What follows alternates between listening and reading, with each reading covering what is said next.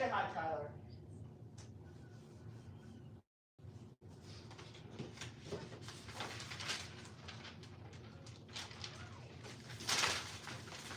I didn't realize it was this really annoying. A lot of work too. I didn't realize it was this really annoying. Oh,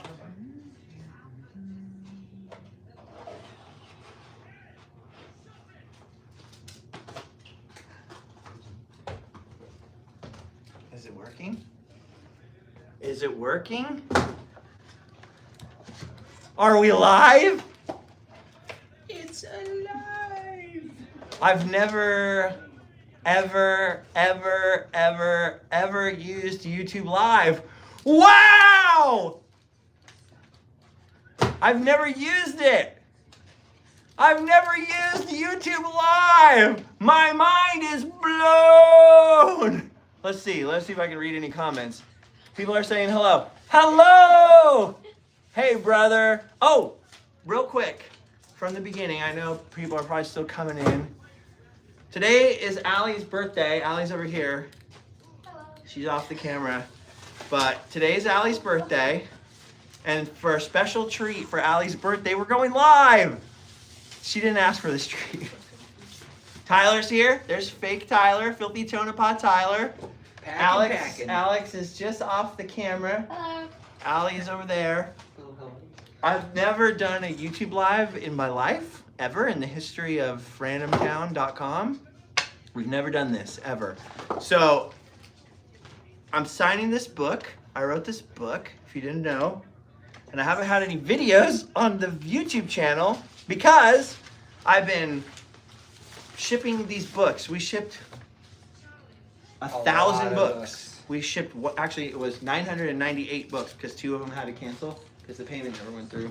And we didn't, so that means they didn't pay for shipping, so we couldn't print the labels. So we're like, well, so 998. And now we have 1,000 more books to ship. And as you can see, it's blowing my mind. He can hardly contain his eyeballs. So I've been doing that instead of filming videos. We've been shipping books. And so anyway, so here we are for Allie's birthday. Oh, there you are. Hello. And to celebrate, I'm going to give you guys a rare treat. I'm going to give you a song. What did that say? Someone said happy birthday to Allie, but I didn't see it. It went by really fast. So just so you know, I can barely, from really far away, see the comments. But while I'm signing the books, I won't really be able to see.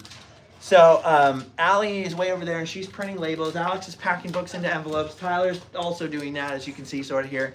And so they're going to periodically try and look and scroll up and see what you said and tell me, but only periodically. So if we can't read what you said, congrats on your book, Justin.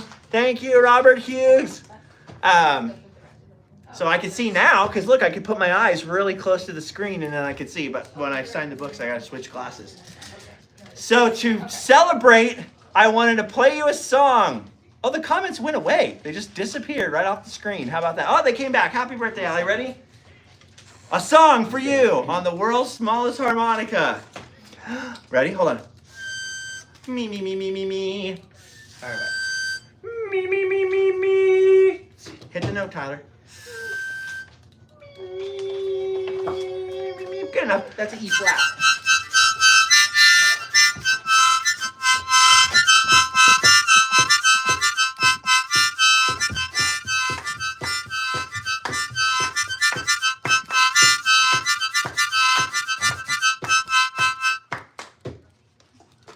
That's like when you're at That's the, it? No clapping?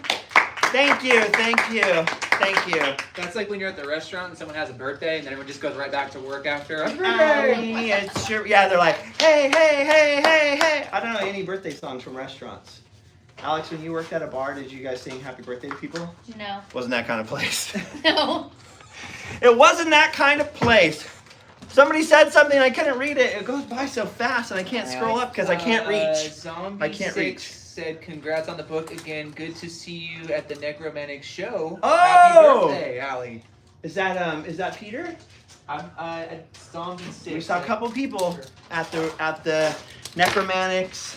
Who else is playing? The Rhythm Shakers. Rhythm Shakers. My friend Ben is in the Rhythm rhythm shakers. Ben used to be my drummer. Now he's everybody else's drummer. But mine. I don't need a drummer because these songs write themselves.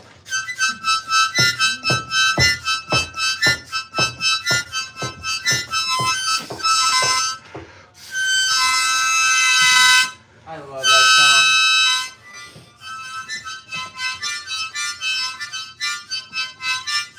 song. Okay, I gotta find books. So, how you doing? How y'all doing tonight? We've never done this in our lives. Have you ever gone live on YouTube? No. Alex, have you? I want to tell you guys a secret about Tyler's wife. She has a YouTube channel. It's called Alex Romance. Well, what's it called? She's not going to tell me now, but she had a YouTube No, channel. that's my name. It's Alex. You can search Alex Shaggs. Oh, Alex Shaggetts. And she's a singer. And I don't think, when's the last time you uploaded a video, though? Like 2016? 2016? Probably. So the yeah. year I met you? She met me and then she quit. She said, I can't compete with this. No, she used to do like guitar covers. Do you put original songs on there too? Yeah. It's been a like long old time ones, since I yeah. looked at it. Yeah. So you gotta check out Alex Oh, God. Shaggetts. Oh, yeah. Shaggetts. Did people say that to you when you were in high school or something? No, but they just call me Shaggetts. Oh, okay. They didn't say do the Taylor Swift thing, or who is that? I don't know whose song that is. George is calling. George is calling? Put him on Oh, speakerphone. that was well past high school. Don't let him swear. Don't swear, George. George, don't swear. I swear. May take him off speaker. George has got a filthy mouth. Filthier mouth than Tonopah Tyler. Okay, so I wrote this book. It's called Tales from Randomland, and everybody keeps asking me what's in it. Well, Tales from Randomland.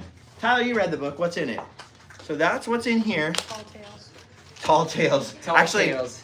so these are like very true stories, and I kept them really strict, and I kept calling everybody and be like, do you remember it happening? Like, I remember it. No, I remember it different. Okay. And then I try and figure out exactly what happened.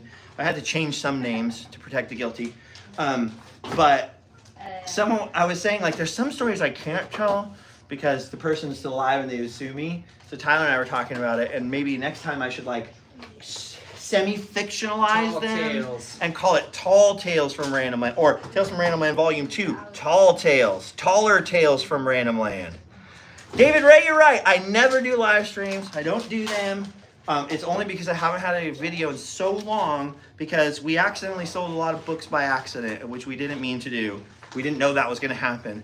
And then my poor unfortunate friends have to come over, and this is literally Allie's birthday, and we have like 900 books to ship, and I have to sign a bunch of them. They're packing the unsigned ones, and I can see they're like a good chunk of the way through those. And then I have to sign all these, and then all these. Can you see these boxes? You can't see, but the entire hallway going that way is full of boxes. A truck came to my house. I look cross-eyed in these You got glasses. more books than you can shake a stick at. And the truck came, and there was a pallet, and we have a steep driveway, and Allie and I had to go out in our slippers and help the guy push the pallet of books up in the driveway. It was really funny. In your I should slippers? look for the ring camera video and show you, because you'd probably get a kick out of it. I mean, my slippers are falling I off my love feet. to like, see "Ah." you work. And yeah, so there's a huge pallet. So anyway, that's it right there. The book. Hey, Peter. Hey, it is Peter. Peter. Tales from Randomland by me, Jason Scraped. You can see that right there. Scraped. Justin Scarred. Oh, someone said they finished the book today. What did you think, Leonard? I can't read that from that far away, even with the glasses. Leonard, what'd you think? Leonard's looking forward to the second book. Well, I gotta write one first. I still gotta do the audio book, and I have been up in the desert filming locations video about a movie that came out in 1939 that nobody cares about. So not Gone with the Wind, not Wizard of Oz, a movie no one's ever seen. Tyler, you seen it yet? No, I was Tyler's gonna never watch it seen this it. weekend, but I didn't. So- Instead, I've been watching Zorro. It's the original Temple of Doom, man. You're gonna love it. You're watching Zorro? Disney Zorro? Guy or Williams pre-Disney Zorro. Ooh, okay. So I'm gonna drink some coffee here. Say whatever you want now, and I'll keep trying to look, even though they're going by kind of fast. Oh, the dark bits were insightful but not overwhelming. Thank you. Because as you read in the beginning of the book, my friend Ken was like, I think it's a little too dark. I think it's a little too dark. People aren't going to recognize who this is. And I think it's a little too dark in the beginning. You're going to want to put some funny stories in there. And I was like, ah. So, the book is about... Here, I'll read the back. which I did not write. This is the part of the book I didn't write. This part, 'cause I can't write about myself. In this book, well, I guess I can because it's all in here. So that was a stupid. I heard you laugh and I thought about it. I was like, oh yeah, that's pretty silly. So it says, in this book, Justin reveals how a punk rock frontman turned into an accidental YouTuber. Love that word. And how a life of adventure didn't end at hanging up the guitar. Discover the surprising origin of, who wrote this, of Randomland, and through a series of adventures, how learning to stand on your own 2 feet can change everything. Oh, they're trying to figure out what's on TV. Don't tell them. Hello! That's your only clue. Hello. Hello! Heed! Go and fetch the books if you can. Holding that gigantic crane. Paper, no. Paper, no! Heed, book, no!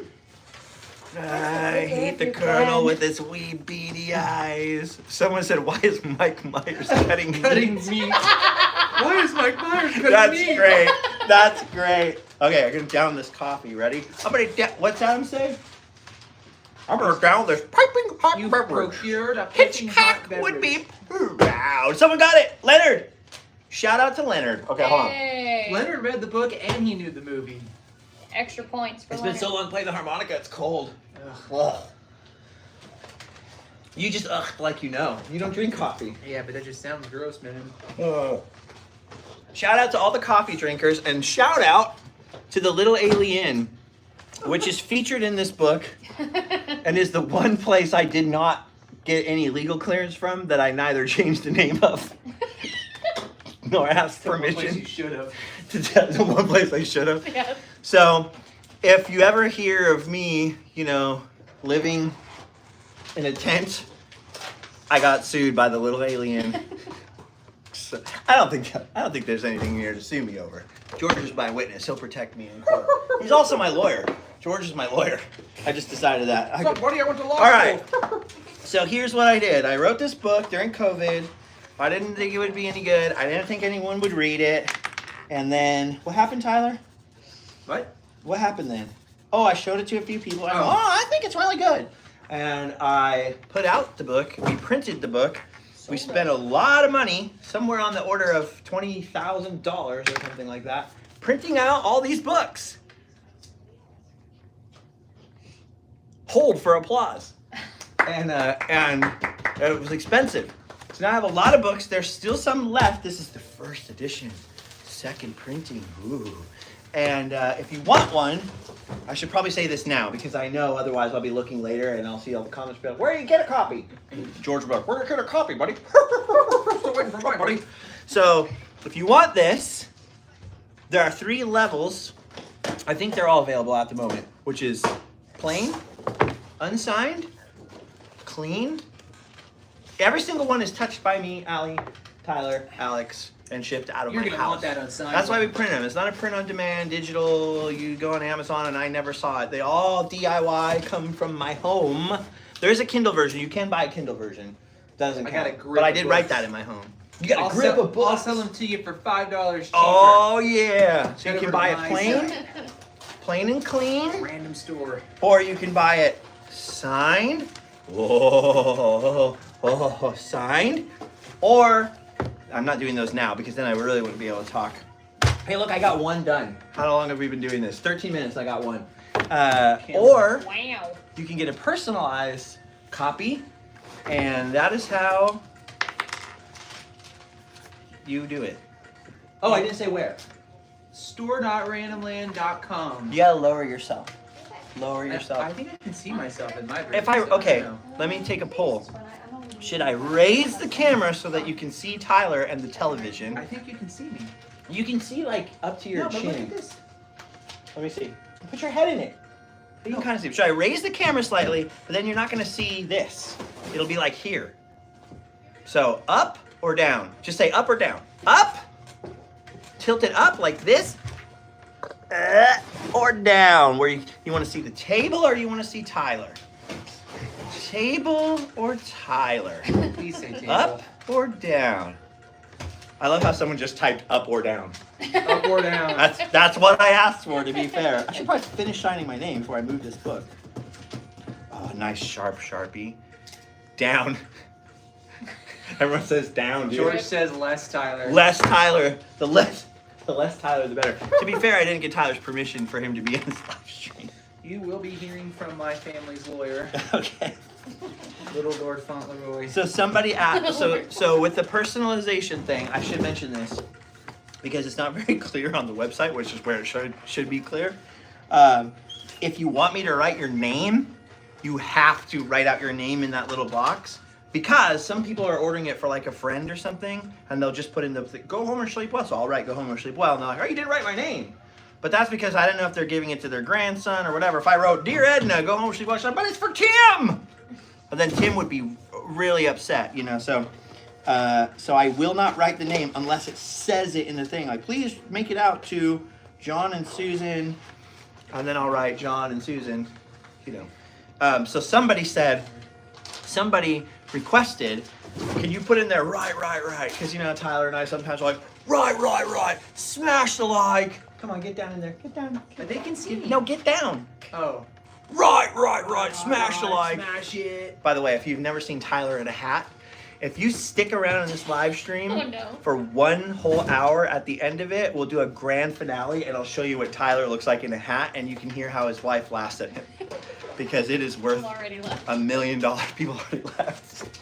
They don't know yet. They're gonna hold on. They're just gonna regret it. So I'll write whatever's in there. So somebody said, oh, and also I use it in the Princess Diana thing. Right. That's the one I showed my Right. So where the right comes from is from Tyler's dad. Tyler's dad he's kind of like a very 80s. He's not gonna like this description, but like a very Orange County 80s guy, because he's from Downey or whatever, and all those people from the South LA cities, the mid cities, they're always like, hey, this isn't Orange County, this is no Toontown Mickey Mouse stuff. We're from LA, all right? But they're not really. You're not really, you know what I mean? You're closer to me than you are to downtown LA. So anyway, he's got that whole like right, and he says that all the time, and somehow that's leaked into like tons of my videos and like all the side characters, and every time right. So somebody asked for that in the personalization, like, can you put right? So I put right, you know, inside my name, and I sent a picture to Tyler, and he showed his dad, and he's like, what did your dad say? No, my dad just stumbled upon it. Oh, no, he did? No, actually, no, yeah, the picture I sent to my dad, and he said he was not happy about it. That you're gonna hear from his lawyer. Yeah, what he said. And then my mom called me. You gotta do it in his voice. My mom called me because they were watching your video about the book. And my mom said she was laughing, and she said your dad's really upset, and he's gonna sue Justin now because the book was supposed to come out on his birthday. Oh. And so he's pretty. I don't know how that's legal matters, but When is his birthday? tomorrow. It'll be out tomorrow. Anyway. It still says pre-order all over the website, even though we have them and we're shipping them. I should probably change that. Does Tyler's signature decrease the value of the book? Tough question, George. I think it does. I think it does. Yeah. So here I am in glasses. I know none of you have ever seen that. Sorry. I get bad migraines sometimes, and I can never figure out why, and I spend, 8-12 hours editing videos all the time and staring at a laptop on my stomach I got a nice shelf right here, I put it on a shelf and in the hotel room. Everyone's like, do a behind the scenes video of how you edit your videos. It's me with a laptop on my gut, laying in a hotel room doing this. This is how I edit every video. Your Aunt Tina's in here. Why is my Aunt Tina in there? I sent her a book. I gave No, it. she's saying hi. Oh, my Aunt Tina's in the live stream. My Aunt Tina's in there. Everyone say hi to my Aunt Tina, whose birthday is not on leap year day, but I always think it is. Or is it? She'll let us know. And her social security number. She'll let us all know. She got the second book. The first book I gave to London. And the second book I gave to my Aunt Tina because I was up in Big Bear signing books. And she lives down the hill, like by Ukaipa kind of. I won't say where. And I took it down the hill and took it to my Aunt Tina. Although I'm sure, actually my Aunt Tina is really friendly. So I'm actually sure that if, not all at once, but if you guys wanted to go visit Aunt Tina, she'd probably be like, come on over. Hang out. The chat is lighting up for Aunt Tina. Oh, Aunt Tina rules, dude. I have a great Aunt Tina. And when I was young, my mom was very busy working. My dad was very busy working. I'm sure my Aunt Tina was also very busy working, but for whatever reason, maybe she can enlighten us, she was able to come sometimes, like when my mom couldn't handle it anymore. Like, these boys' room is so dirty, they won't listen. I have to do work.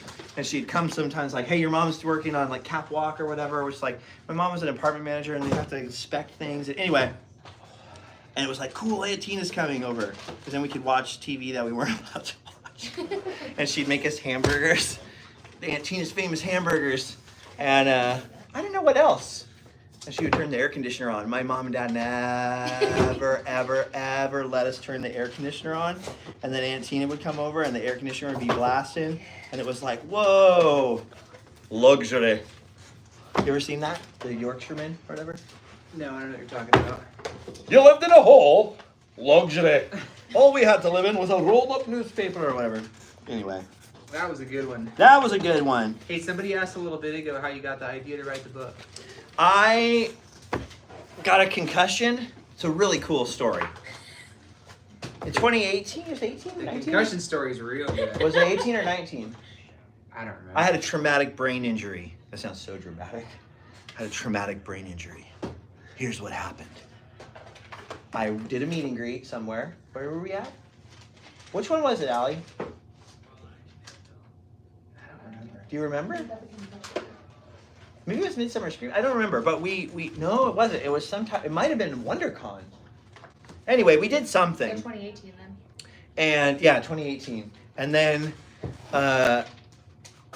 it was a long day, and everyone was talking. I was so tired. And we, in our apartment, we used to have a bathtub there, but no bathtub here. And which Allie really is annoyed about all the time. She's like, we should just get a bathtub. And I was like, yeah, we could go to Home Depot and buy a bathtub and install it, but we don't own this house. So that means when we move, I have to leave the bathtub here. I don't want to do that. So anyway, I was sitting in the bathtub, like I just wanted to soak my legs or whatever. I was sitting in the bathtub. Allie came in, talked to me, and the next thing I know, she went out and I was under the water and I couldn't see anything. It was all white. And I had a horrible concussion, like caught the back of my head. Somehow I slipped in the bathtub and I was sitting down. That's the lamest. That's an old man story. It's so bad. Yeah, that's like, well, I'm 85 years old and I was in the bathtub washing myself with my cup and I slipped and... You need one of those handles, man. Dude, and it's not even a cool story. And people would ask, like, what happened to it? And I was like, we have a friend who got a gnarly concussion because her horse kicked her, or she fell off her horse, something. I got Tom Devlin's always falling off motorcycles, breaking his shoulders. Oh! I gotta show you guys something in a second. Anyway, I got a concussion. It was really bad. It was so bad that I spent the first week crying because I would suddenly be somewhere and not know how I got there. And if Allie went around the corner or something and you have this, it would be like a weird flash, like a Christopher Nolan movie. There'd be like a flash and I wouldn't know where I was for like a hot minute. And I'd just cry. And then I thought I was better, like I could start driving and stuff. And I drove to Vegas. And about halfway there, I went, where am I going? And then I went, I probably shouldn't be driving this motor vehicle. I drove the rest of the way to Las Vegas going like 40 miles an hour. When I got there, my friend who was there had a doctor with him. And the doctor was like, do not go home. Like, you cannot go home. You have to stay here. So I ended up staying out there for like 2 weeks because I couldn't drive. And then the doctor finally was like, yeah, I think you're okay. Anyway, I had this forever. It was like if your brain is a filing cabinet full of memories.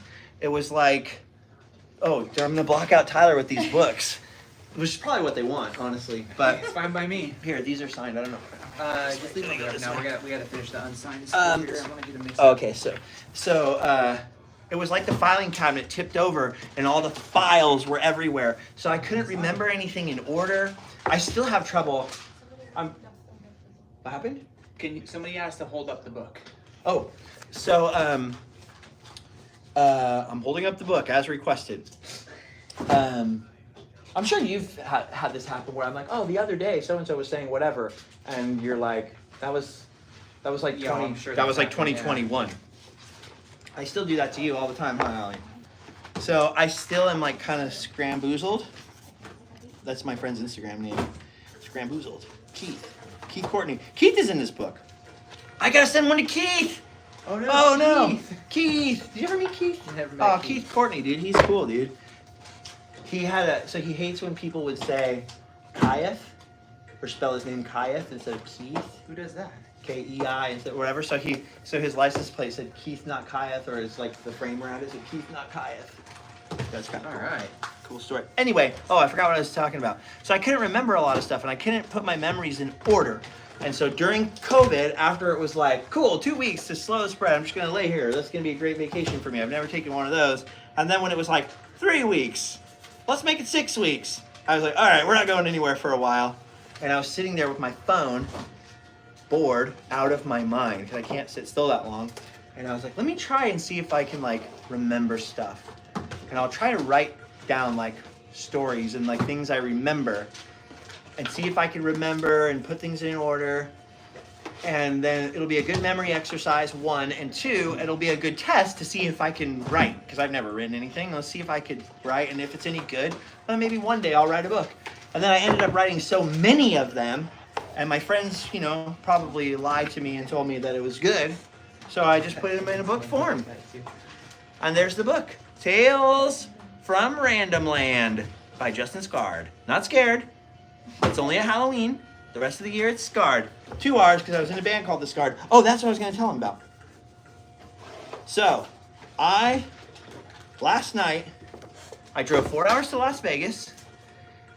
And I was there for like 4 or 5 hours. And then I drove all the way home for 4 hours so I could do this today. And there's a reason. It's because I was in a movie. Again, I was in a movie. And I want to show you the thing from the... Hello there. I want to show you the thing from the movie. Did you get a nice look up my pores? Let's see. Where's my stuff?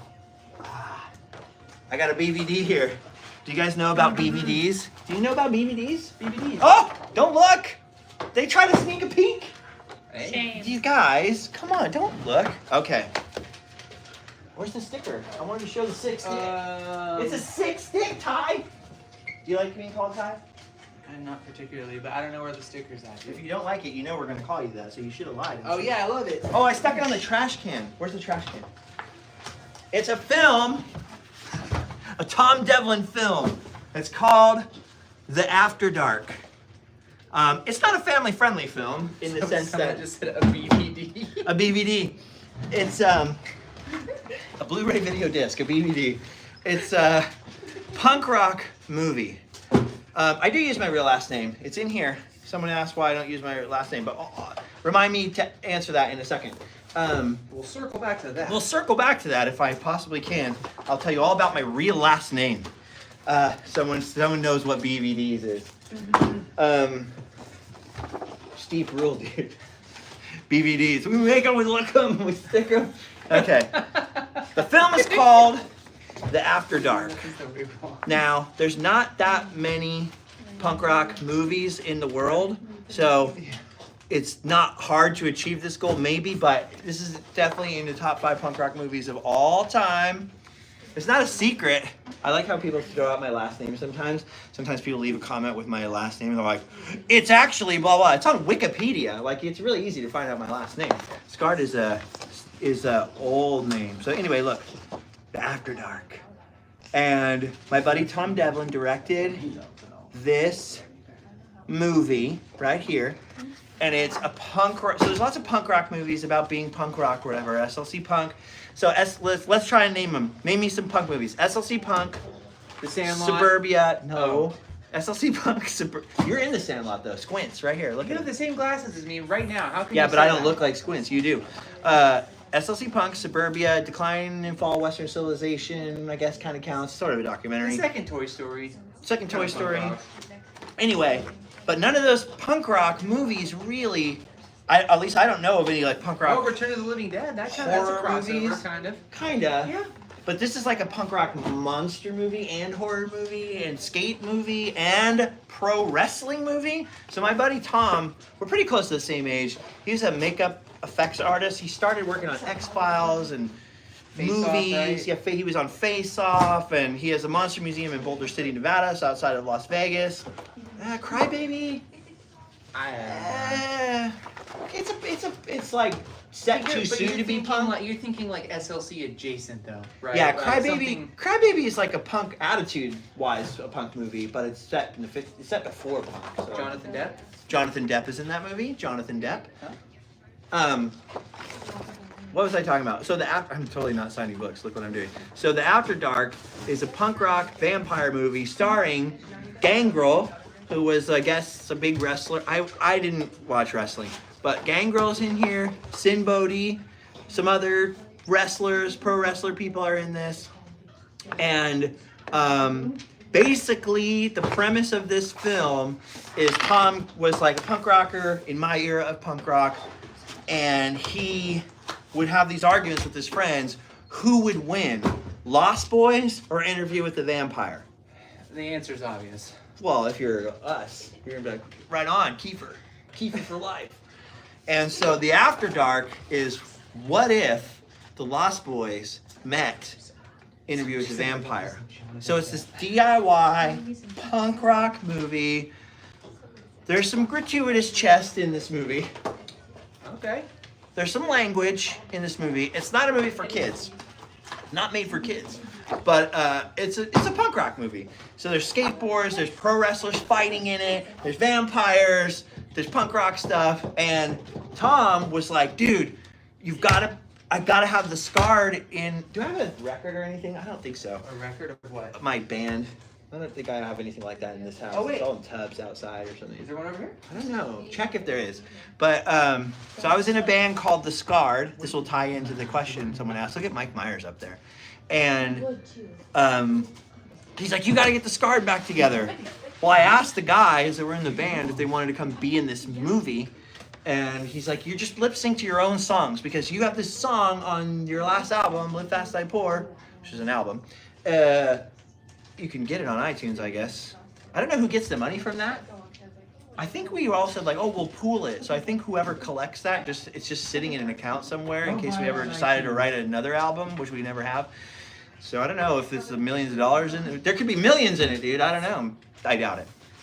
And anyway, he's like, this song is perfect for the soundtrack of the movie. It describes the movie. So all you have to do is you guys come and lip sync to your own songs. Well, nobody else could do it but me because who else could just drive to Las Vegas on 5 minutes notice and do this thing? So he got this couple to be my fake backup band. And I went out there and I cut my hair. I didn't cut it, but I spiked up my hair. It wasn't this long. It was really short. I had just cut it, so that kind of sucked. And I spiked up the hair. And I was too fat to fit in my bondage belt or anything anymore, so I had to go buy new ones. So I felt like a poser. I'm not seeing the record. Yeah, I don't think it's there. So I was like being a poser of myself, and I put on my belts, and I went back to. I did a video out there while I did it. Oh, this is a really old one. It's signed. Why would I sign my own album that's in my own house? This is a really old record. See, that one came out on Punkcore. That was distributed by Universal. So this record came out. Like we the were studios? signed. Yeah, Universal Studios. We were signed. We signed to this indie label. Right when we signed, they signed to a major label distribution, which meant all the punk people were like, posers. But at least our record was, it's a record. It's got a whole, was in Best Buy. It was in Virgin Records. Remember that? Remember Virgin Records? I do. It was in Tower, all those stores. And it came out in April 2006, which means it came out about 6 months before all those record stores went out of business and closed forever. So as you can imagine, there were a lot of copies returned to the record label, which meant that record label went out of business, which meant that I was signed and distributed at record stores for about 5 minutes. And then the world ended. Then I hung on and stayed in a band for another 8 years or so. 9 years, 7 years, 6 years, something like that. And then it was like smaller and smaller venues, less and less of your friends show up to the bar. And eventually, it's all in the book. Read the book. It's in the book. Don't give the book away. I just said give the book away. You said that. It's all in here, how the end came about. But here's something really funny. Spoiler alert. The original version of the band, my ex-wife was the drummer, right? And then as sort of related in the book, there was a little bit of a bomb explosion in my life, and there's an ex-wife. And the guy who plays my bassist in the movie, his wife was the one they put on the drums for the movie, and apparently they broke up. Since the movie? Oh. And he was like, dude, the curse of the Scarred. Oh no. So never join the Scarred and make your wife the drummer, or you're in for trouble. So here's the cool part. So it's got Gangrel, Sin Bodhi, a bunch of really cool people from the Monster Museum are in this movie. I'm in the movie, and I'm in a music video section of the movie. And you can see it on Allie's Instagram story right now, actually. And but the cool part was, after we filmed our part, he goes, dude, I got the greatest narrator for the movie. I'm like, who'd you get? Like, not narrator, he's almost like a host. Like, what do you call that when there's like the guy in the Twilight Zone episode, and when the main characters walk off, he turns around and gives like a little exposition. Like Rod Sterling? Yeah. So he's like, well, that's the person's name, but that's not what I don't know. The host, man. The host. He goes, I got Lars Fredrickson to do that. So Lars Fredrickson from Rancid is the narrator. He's in the movie, and he's outside of the movie, fourth wall breaking character in the movie. And so we had the premiere last night, so that's why I drove all the way out there for 4 hours. And it was to get this, which this isn't out yet. This is like an early screener, so I don't think it's finished. I know the sound on this isn't finished. This is Tyler's copy, but I'm gonna rip it apart. Thank you, Kayla, for giving me this extra copy yesterday for Tyler. He's got glasses, and he gets picked on all the time, and we've got to give him some presents every once in a while, or he's gonna be upset. 4 eyes, glasses, loser. Oh! No. Be nice. So that's what the cover looks like on the early screener right here, the After Dark.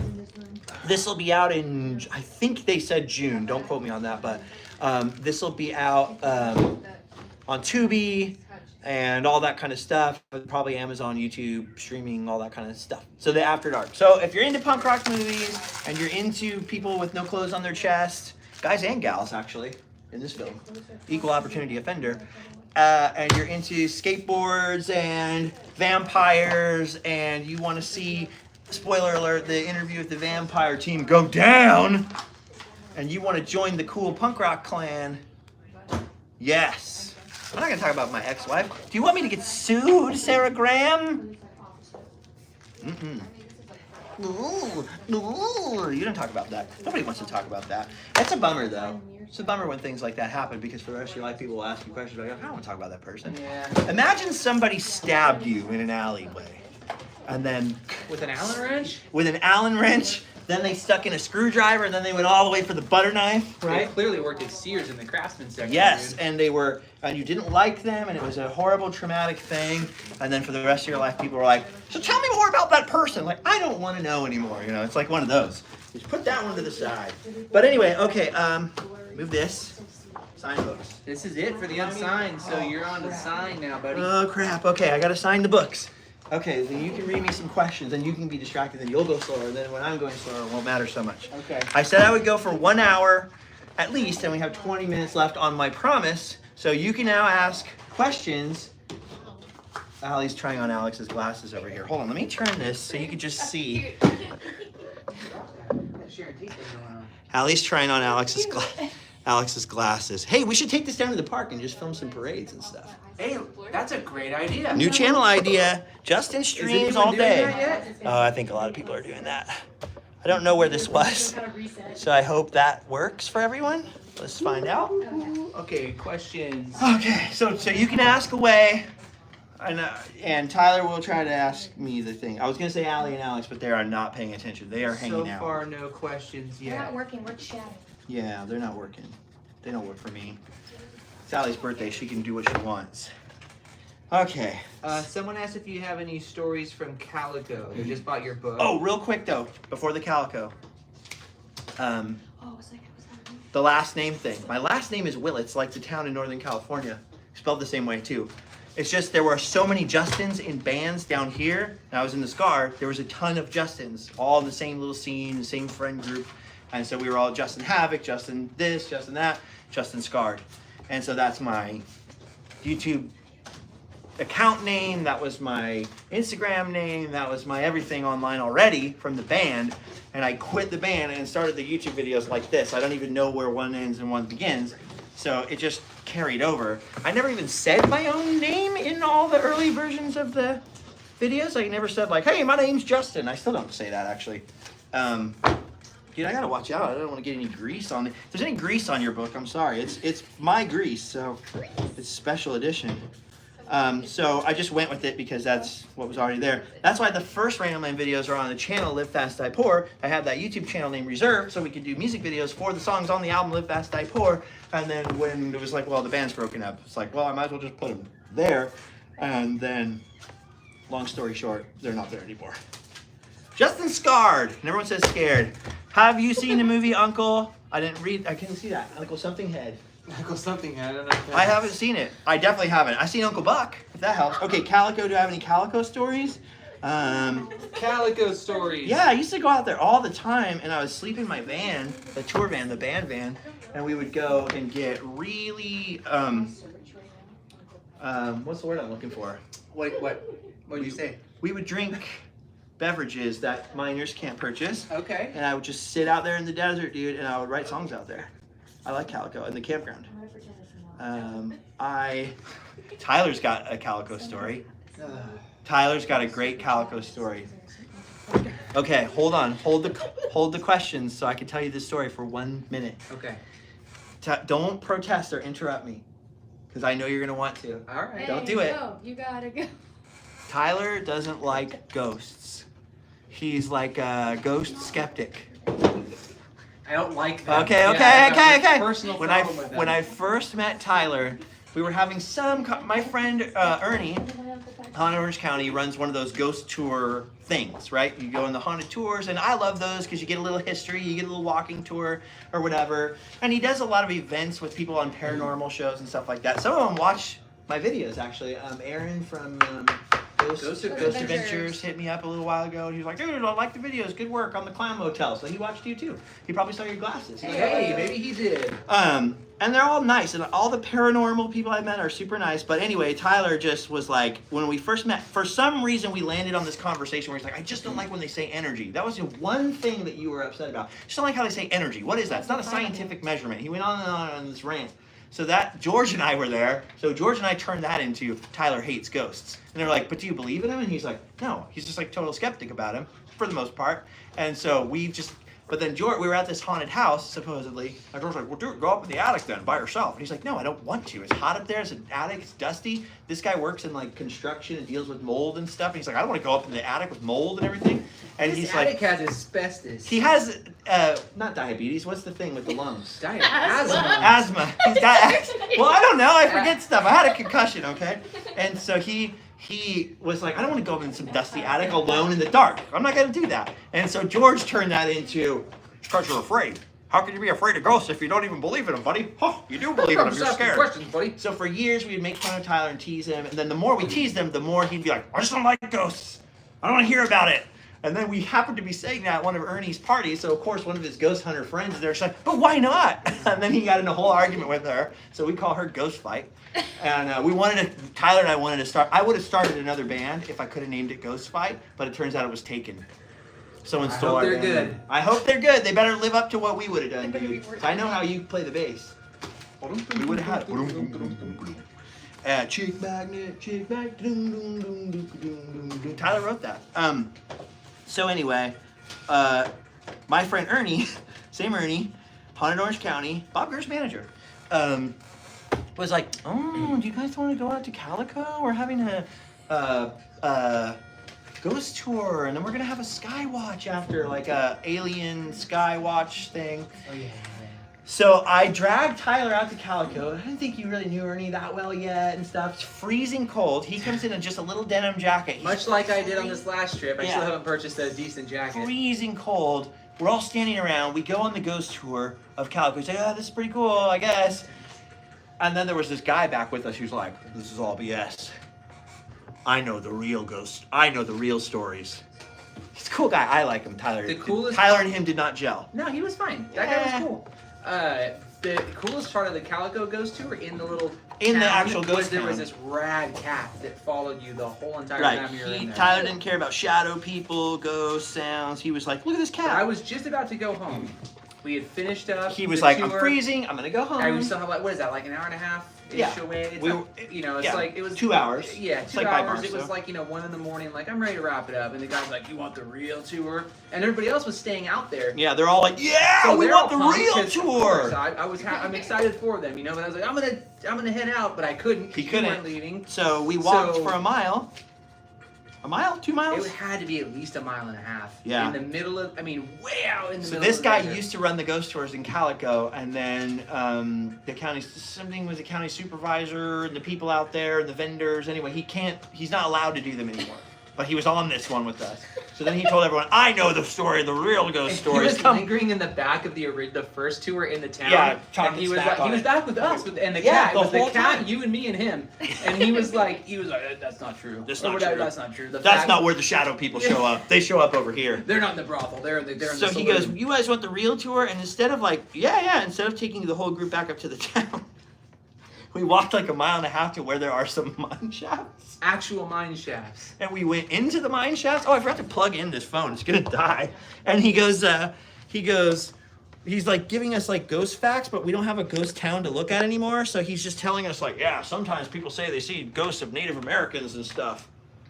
Oh, this is my buddy, Adrian. Okay, I'm gonna do this for Adrian.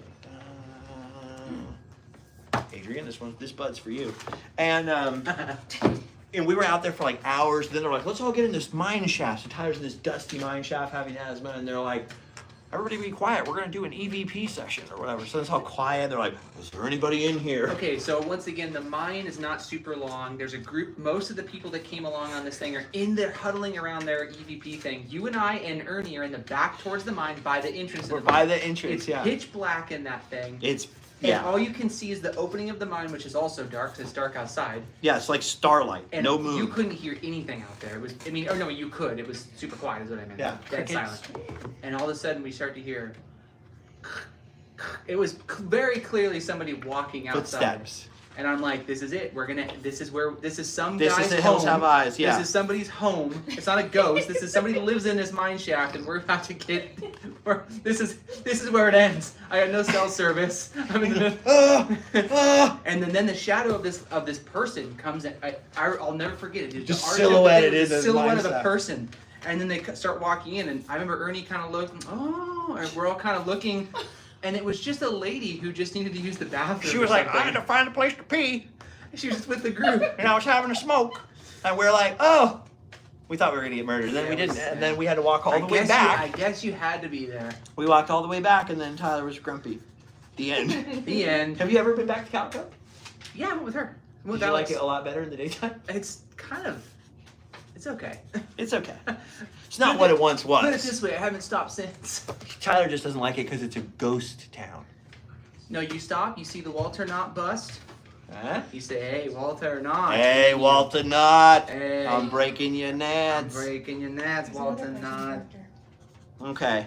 Okay, Okay, any now you other- can read any comments. Other questions? By the way, we've never done this before. We do not know how super chats work. I don't know how to turn them off. I don't know how to turn them on. I don't know if they're going. I don't know anything. If I don't say thank you or I don't read a comment or something like that, I'm sorry. I'm like I don't do this. I don't just walk around normally live streaming. But I always said, maybe one day when the book comes out, I'll do it. And then I realized it's probably the last day I'm going to have this many to sign. So this is probably the last time I can ever do this. I'll stay on as long as I can until Allie goes, can you please stop because it's her birthday.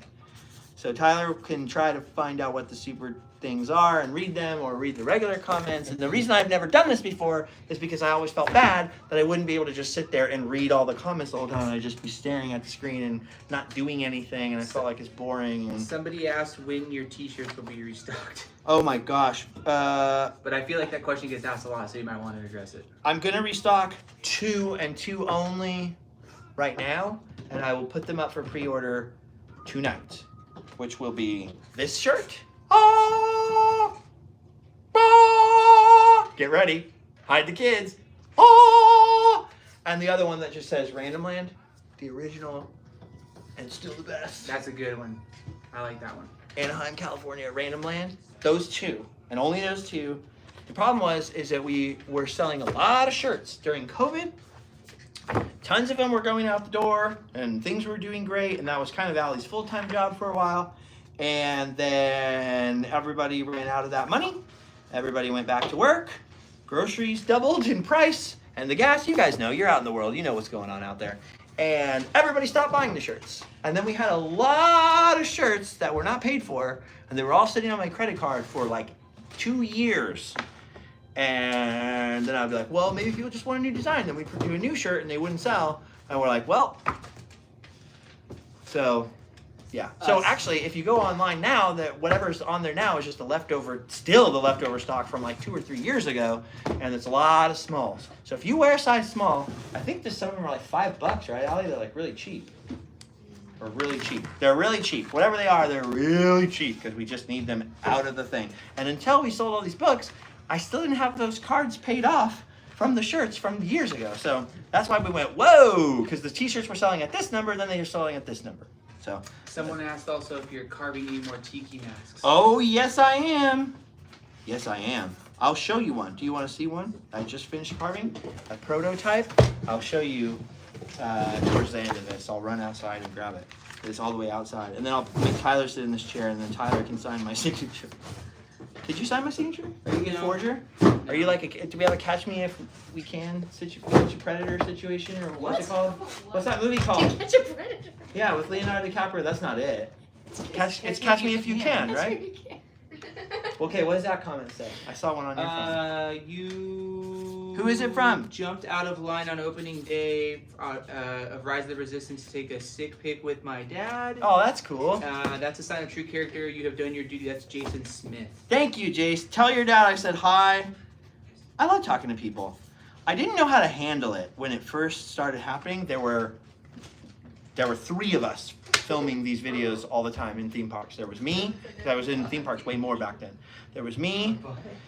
There was David from Fresh Baked, who I hadn't even really met yet, and there was Tim in Florida, and then Adam was kind of doing it sometimes, but he was floating around doing Adam things. And so there were kind of 4 of us that people recognized, which meant if we were in the park, any of the 4 of us, we would get a lot of people stopping us, taking pictures, talking to us. That had never happened to me in my life before. And I'm like there filming, and I'm trying to remember what I was saying. There's no script, you know? And I used to get really stressed, and then people would be like, oh, he looked like he was mad. He didn't like it. But I liked it. It was just that I'd be like, I don't know how to handle it. And then one day it clicked like, oh, you know, you stop and talk for 5 minutes, people get really happy. And then I enjoy it. So I enjoy talking to people, and I enjoy when they say hello to me. The shorter the better, though, because, as Tyler can tell you, I have no self-control when it comes to talking. As you can now see from being in here for 52 minutes, I will talk. You've been in the car with me for 6 hours. Do I ever shut up? No. No. So if you stop me, when you really want him to. If you stop me in the park, these are signs. Okay. If you stop me in the park, and nobody says like, cool man, you know, want to take a picture, go on your way, I'll stand there and talk as long as the person's talking. And if the person doesn't really, not trying to get out of there, I'll stand there for a long time. Then Allie will be like, hello, we gotta go. Oh, sorry. Then I won't film my video and do all this other stuff. So I love saying hi to people. If I ever look stressed, it's only because I'm trying to remember what I was just about to say in my head. And I'm glad your dad said hi. I'm stoked on that. Somebody asked a little bit ago, I saw it, I don't know who said it now, but they asked if you had any strange experiences at the Clown Motel. No, not really. No. Like, the Clown Motel is haunted by people's bad memories and regrets, maybe, but not by ghosts. I'll tell you what, those sheets will scare you. Those sheets. Haim, that runs the Clown Motel, he's done a heck of a job trying to rebuild it. It's a lot nicer than it used to be. People that go there now are like, oh, this is hardcore and sketchy. You should have been there before the new owner had it. That was an adventure, but it was the adventure where you're worried about insects, not ghosts. And now it's fun and it's cool, and it's still rough and tumble. It's like, what's a nice way of saying it's sketchy? I mean, yeah, it's you know, it's dodgy. You know it's you're a getting, little dodgy, yeah, you know you're getting but that's into. part of the adventure. Yeah. You go to the Clown Motel. I'm sure it's more fun if you're like scared of clowns, or if you watch like one of those Clown Motel horror movies. There's a lot of those. I didn't realize how many there were a until lot. after we went there. And yeah, so nothing paranormal except for seeing George without a shirt on. That was weird. And you might see him without Just a kidding, shirt I on didn't see too. George. I've never seen George without a shirt on. He's never seen me without my shirt on that I know of. Unless he's peeping. Somebody asked if George, he's a peeping Tom. somebody asked if No, I'm not, buddy. Don't say. hey, I have a wife. Hey, I have a wife. George's wife is gonna be angry. Somebody asked if George will ever get a plush made. No, I can't make plushes of my friends. First of all, I wouldn't even know how we figured that, how to divide the money, and they probably wouldn't. I don't know. We have no idea how many would sell, and you have to invest. To make those plushes last time cost more than $6,000. They took a long time to sell, and they took like months and months, and they had to come from China. And I would make at least the me one again. The problem is, they took months and months. They had to come from China. And after the COVID thing and the shipping thing and all that, I really don't want to order anything from over there again. So all the shirts come from here, down the street. I don't know where they make the t-shirt, but I try to keep everything made here. So the hats are embroidered in Orange County. Jason Akiyama is the guy who does it. He owns the business. So Akiyama does the embroidery on the hats. These t-shirts are printed by the guys that have been printing my shirts since I was 15. They were in another band I used to play with all the time, Justin and Austin. It's a company called Dead and Buried. And they were in the band The Havoc that we used to tour with, the Scarred used to tour with. And so I try to keep everything as local and as whatever. These books were printed in Wisconsin, in a city I can't pronounce the name of. Eau Claire? Eau Claire? How do you pronounce that? What's that? Eau Claire, Wisconsin? Oh, I Eau have Claire? no idea. They're printed in Wisconsin. I can ask him. Yeah, ask him, because I need to know right now. These are printed in Wisconsin in the USA. They would have been half the price to me if I printed them in China, and I could have still charged the same price. And I'm not trying to run a con. So I try and do everything as local. Here's my whole thing. This will give you a clue to my whole personality. It's the whole punk rock thing of like the creative side of punk rock, not the destroy, drink, get messed up, lay in the gutter punk. People are saying it's Eau Claire. Eau Claire. So the creative, that makes sense. The creative side of the punkering, the do-it-yourself thing. So I try and do everything as DIY as I can, as in America as I can, as local as I can. And the only reason that we even make t-shirts, because most of the time they barely break even and stuff, just because it takes so long to sell them, and then the interest on the credit card and the whole thing, and taxes and everything else, for God's sakes. The only reason is because I just like making stuff. My whole thing in the world is I just like making stuff. Records. Oh, it's the bagpipes. I thought it was the printer going crazy. It's full. Now all I can think about is bagpipes.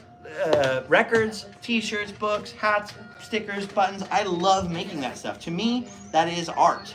I went to college to be a graphic designer because I loved art. I did a lot of record covers for other people because I love art.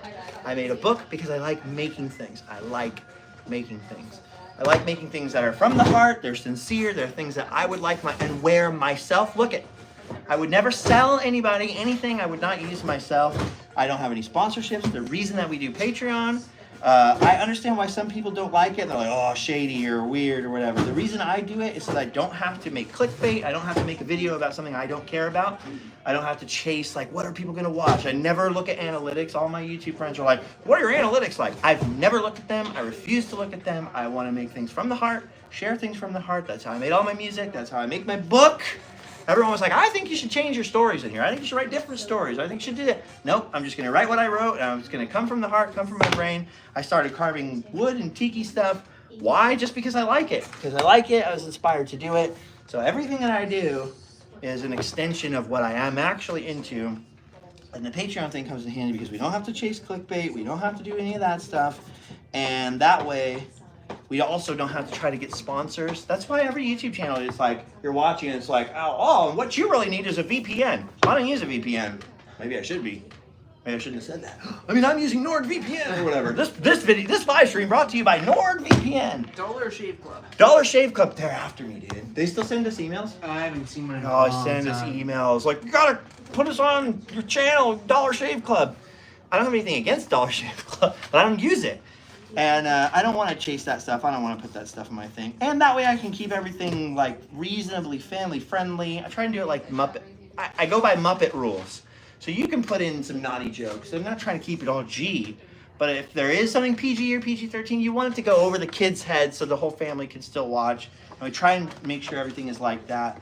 And that's why we do Patreon, so that we're able to survive in the times where you're not doing clickbait, you're not doing chasing some viral thing. And that way, I don't have to go down and be like, look, it's the new churro. Every time there's a new churro, I don't have to make a video about it. And I don't want to pretend that I'm excited about something that I'm not excited about, because I feel like I totally get that. People are playing a role, or they're doing a job, or they're doing news, or they're doing information. So I have nothing against the way other people do what they're doing. Just for me, I'd rather just be like, this is going to sound snobby, but I do not mean it in a snobby way. I'd rather keep it like very pure art. Like, I'm only making videos about stuff that I'm interested in and I care about. Right now, I'm working on a video I've been working on for more than 2 weeks.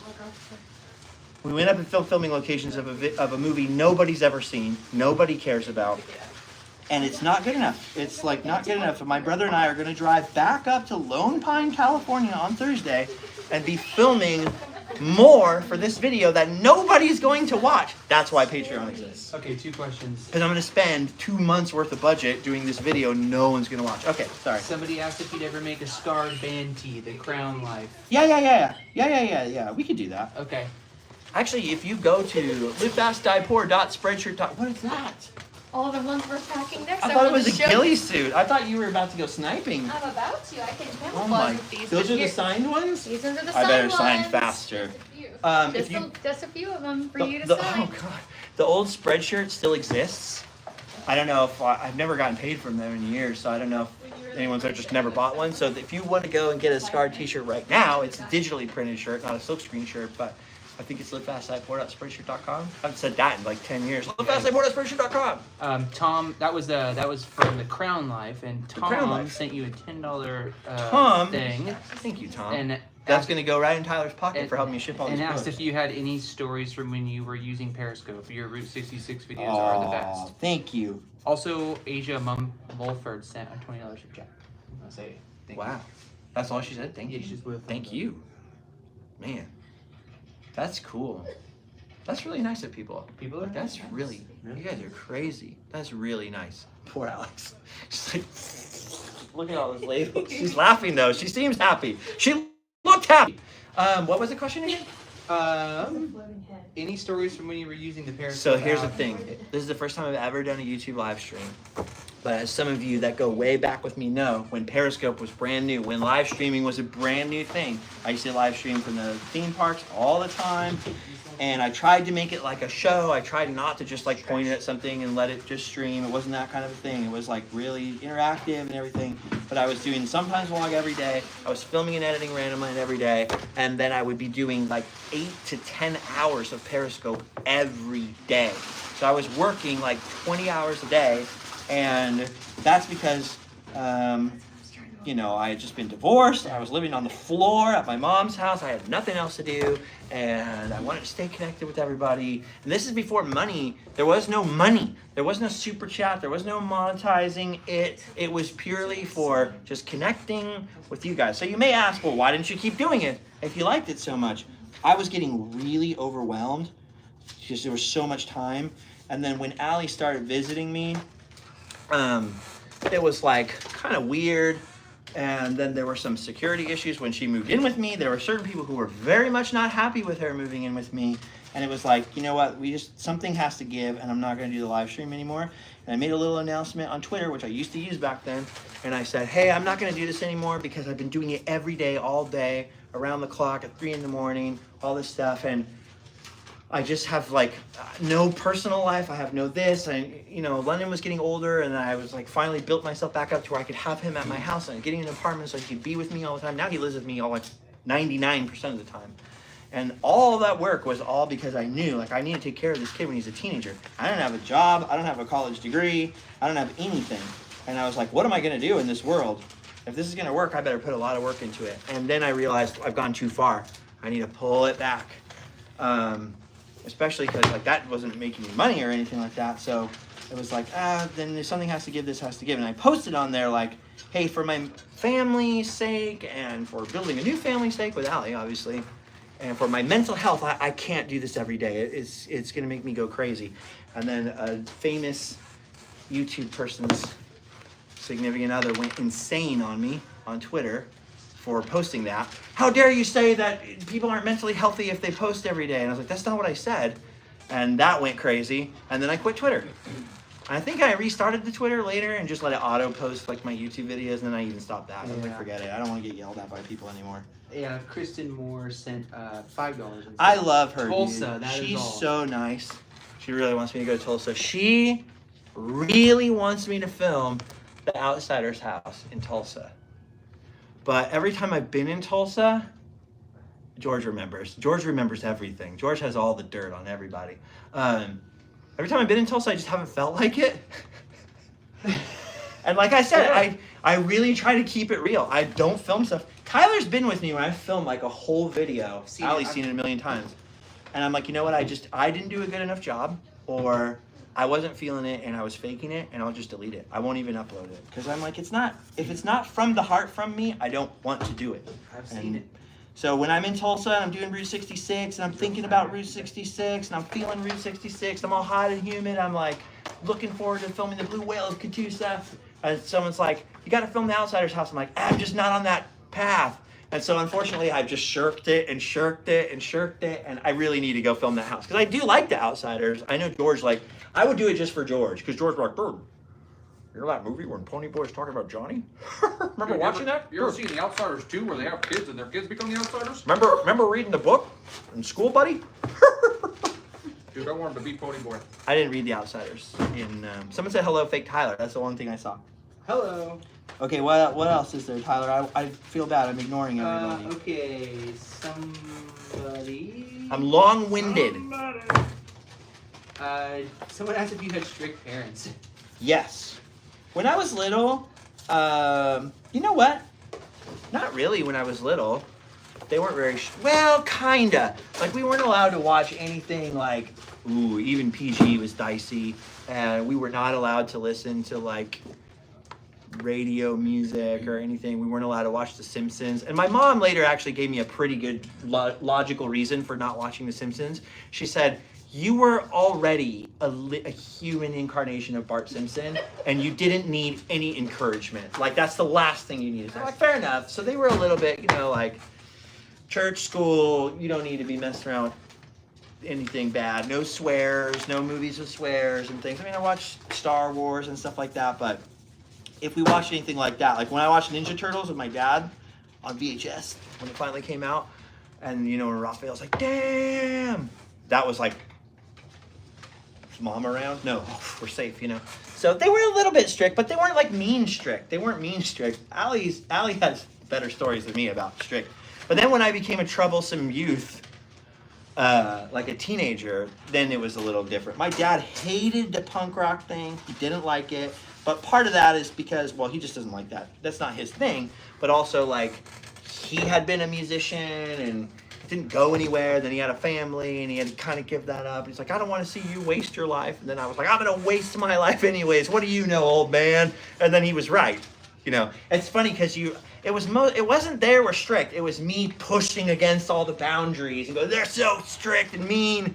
And then getting old enough to go, I had really good parents. They tried really hard to protect me from all the trauma that I incurred on myself because I wouldn't listen. And they tried really hard to give me good values and morals, which they did. Because I feel like I'm a fairly altruistic person. And that comes from my dad and my mom. And my mom and dad were really good examples. They don't swear, they don't drink, they don't smoke, they don't do anything bad. And when we were little, we were really poor. I'm talking about like go to the churches and get the basket of weird food poor. Then I was that poor again later when I was in a band. But even when we were the most broke ever, like we had a black and white TV that was like this big in the late 80s. There was no money. And even back then, I can remember my mom and dad like doing like projects, like if it was the holidays or something, and taking like poor families or like widows and old ladies and stuff like baskets that they would spend their own money on at the holidays when they didn't have any money, and they would go and take that to the old people or the people that had even less than we had. And we lived in a neighborhood right behind the Disneyland Hotel where it was like all well, not all, 90. Janelle, actually, from Magic Journey, she used to live in the same neighborhood as me. She grew up in that neighborhood, and her dad has some crazy stuff. People were getting disemboweled. People were getting murdered in there all the time. It was a really bad neighborhood. It's fine now, but back then it was crazy. And so it's a lot of immigrants that just came straight from other countries. and didn't speak a lot of English or didn't have a lot of friends, didn't have a lot of money. And I can remember my mom taking them stuff and always telling us, like, you know, to be kind to everyone and be nice to everyone. So I have really, really, really, really, really, really good parents. I have a lot of trauma in my life, but none of it came from them. It's all self-inflicted. Self-inflicted. Is that a band name? That should be a band name. It probably is. It's probably a band. Andy Fig just wanted to say Who? thank you. Andy Fig 22. Andy Fig! And Eberron. Rock and roll! Eberron asked you were how he learned about Disney's the smell pumps. The Smellitzers that I called smellitizers. He wants to know if you've heard of any new smelliphants being installed in the Magic Kingdom. Here's a no to the end part of the question, but here's the thing too. I try to keep it real. I did that video in 2013 about the smell things at Disneyland, the smell cannons, and I had never heard the word pronounced. I had only seen it typed, and I always read it as smellitizers. So I said smellitizers. Immediately after putting out that video, someone's like, hey, I work at Walt Disney Imagineering. They're actually called smellitzers, like a howitzer, like a cannon. It shoots smell at you. It's a smellitzer. And I really thought about deleting that video, but back then, it already had like 200 views. And I was like, I don't want to be phony and like delete the video. Like, let the mistake stand. I made a mistake. It's out there. You know what other mistake I've made? I'll tell you some more mistakes I've made. Not all the life ones. That would take too long. But, you know how Leroy Schmaltz carved the totem poles at Epcot? Yeah. So I'm like, my buddy Leroy Schmaltz from Oceanic Arts, he carved these totem poles. Well, it turns out right before I started going to Disney World, they actually replaced his totem poles with different totem poles. He didn't know about that. So the whole early years of me going to Disney World, I was like, yeah, check out those totem poles I carved. They're not his. They replaced them. I cannot think of the other artist's name right now, so you got to forgive me, but they got a native carver to make new, I almost said telephone poles, totem poles that actually have real tribal meaning and stuff. Now, the ones Leroy carved, yes, he was a white man from Southern California carving the totem poles, and that's part of why they replaced them. But that wasn't the reason. It's because he worked with tribal people to do something that would be meaningless on purpose. So that was the mode of thinking back then. Like, let's make it kind of ambiguous and it'll be kind of a fantasy piece. But then over the years, there were like real tribal people who were like, hey, we could help you do a real one. Like, you might as well make it real. And so now the ones there have been replaced. But I've said in a million videos, oh, Leroy carved these, and I was wrong. And there's a plaque in front of him that says the name of the guy who carved the things. Oh, somebody said, too bad YouTube removed annotations. It's like, I know, I could have put that on screen. Oh, well. But, so I have to do an update about that. However, there are some Leroy Schmaltz carvings in the Canada Pavilion, in Epcot. Nobody ever talks about, are they in the Canada? Anyway, there's more. There's more chats, Tyler. I can't read them. My eyes are growing weak. Okay, let me go back. You guys can't see this, so I'll show you in a second. Okay, I'll show Mulford again. Said thanks for sharing your stories with us all. Hey, thank you guys for listening. Thank you for hanging out while I do this. It's Kevin Kirby said, hey, Justin and everyone, this is great. Would you consider doing live streams in the parks? It would be a lot of fun for us all. I don't think I do them in the parks. One, there's so many people doing that. So many people doing that. And I'll tell you something else. So another reason why I quit doing Periscope in the park, this is just for me. Let me tell you guys something really quick I would like you to all listen to. And spread the word if you see anybody else falsely saying the opposite. I never, ever, ever online would I ever talk smack or be passive aggressive or throw shade on anybody. If I had something negative to say, I would just say it straight out on the internet, and I would say, hey, here's something negative that happened. So the only time I've ever done that is we went to the Teepee Motel, we stayed in it, the guy went crazy, he was screaming at the girls, they were crying, it was a whole nightmare story. But I filmed this really positive video about the place, and I uploaded it, and then I saw all the comments, great, we're gonna take our kids there, and da-da-da. And so I felt like I made a mistake, and I had to upload another video saying, hey, look, there was this crazy thing that happened there. Maybe the guy's having a bad day, da-da-da. That's the only time I've ever done it. Any other time, people are like, oh, you could tell he was making a poke at someone. You could tell he's referencing someone. I'm not doing that. I would not do that. I would not passive aggressively say anything on the internet. And let me add to that. I only throw sunshine, not shade. I'm super negative in real life sometimes. I go crazy. Sometimes Tyler and my friends have to hear it. There's a time and a place to be grumpy, and it's in your own house with your own friends. Let out a little steam. And then go, okay, it's probably me. And then turn your happy face to the world and do your best to make other people happy and not miserable like you are. And that's what I try to do. And let me follow up by saying, if I ever say something that I wouldn't do, like if I go, oh, you know, I don't want to do X, Y, or Z, like I really don't want to go like live stream in the parks or whatever, I am not ever passing judgment on or criticizing anyone who does do the thing I don't want to do. If I say I don't want to do something, it's just that I don't want to do it. It's not that I judge anyone. Like I don't want to film daily vlogs, right? I'll just lose my mind if I do that. And I was doing it for a long time. I'll just lose my mind. Adam does it. I don't judge Adam. He doesn't judge me. It's just different strokes for different folks, right? So, having said that, what? Oh no. Well, I gotta finish the story. Hold on. Yeah. When I was periscoping all the time, live streaming in the parks, nobody knew what that was. It was a brand new thing. I was running around. We were filming. We're being all hyper and crazy, and then everybody else started doing it. There were no other vloggers there. There were no other live streamers. There wasn't a thing really back then. And when it started to become a thing, you started seeing all these people streaming, and you started seeing people streaming in line with you, and you're like talking to your buddy, and you're like, wait, does this person like catch what I'm saying and stream it out to the internet? And then I'll tell you a really personal thing. I have another aunt who was in a really abusive relationship, and she did this great thing and broke away, and she got sober, and she worked all hard, but when she was doing that, they had to put her and her kids in like a halfway house, not really a halfway house, but like it's like a secret place that you put women who, Like domestic violence. yeah, they're under threat. Yeah. And it was like in this, can't even describe, I wish I could describe it. It was a little bit, this is all I can say. It was like going to the foot lair in Ninja Turtles 2. It was like this whole secret place and behind industrial stuff, and it was these houses, and they were for these women and their kids that didn't have anywhere else to go. And you were really not allowed to go there. You were not allowed to take pictures there. You were not allowed to talk about it because somebody could be watching, looking at your MySpace post, whatever, and see somebody there that might be in danger, right?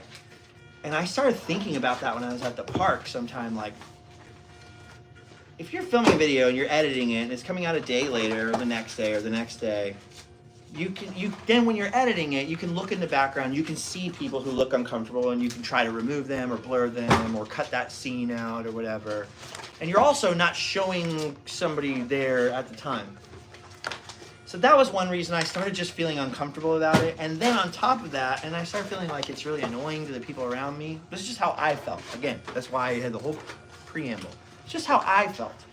And then I started thinking about, like, what if people are playing hooky from work and I'm live streaming and they get fired or something? And I just don't want to do it. So, I mean, I might do it one day I've done it on Instagram. Like, I'll put up Instagram and be like, here I am on a ride for a little bit, or say, hey, or show a little part of the fireworks or something, just for fun. Maybe I would find a corner of Tom Sawyer Island where I wasn't annoying anyone or being in anybody's way and do it. But I just, for whatever reason, I got shy about. I know I was one of the first people running around doing that. Me, Adam, but probably the first few running around in the theme parks doing it. And neither one of us does it now. And for all those previous reasons, but also, like, I just got shy of doing it. I don't know. I'm not super comfortable doing it. I may do this in here. I may do like a Q&A thing because I actually really like hearing from you guys. And until I started doing the live stream Instagram one the other day, the live stream thing, the whispering over here, husband and wife whispering.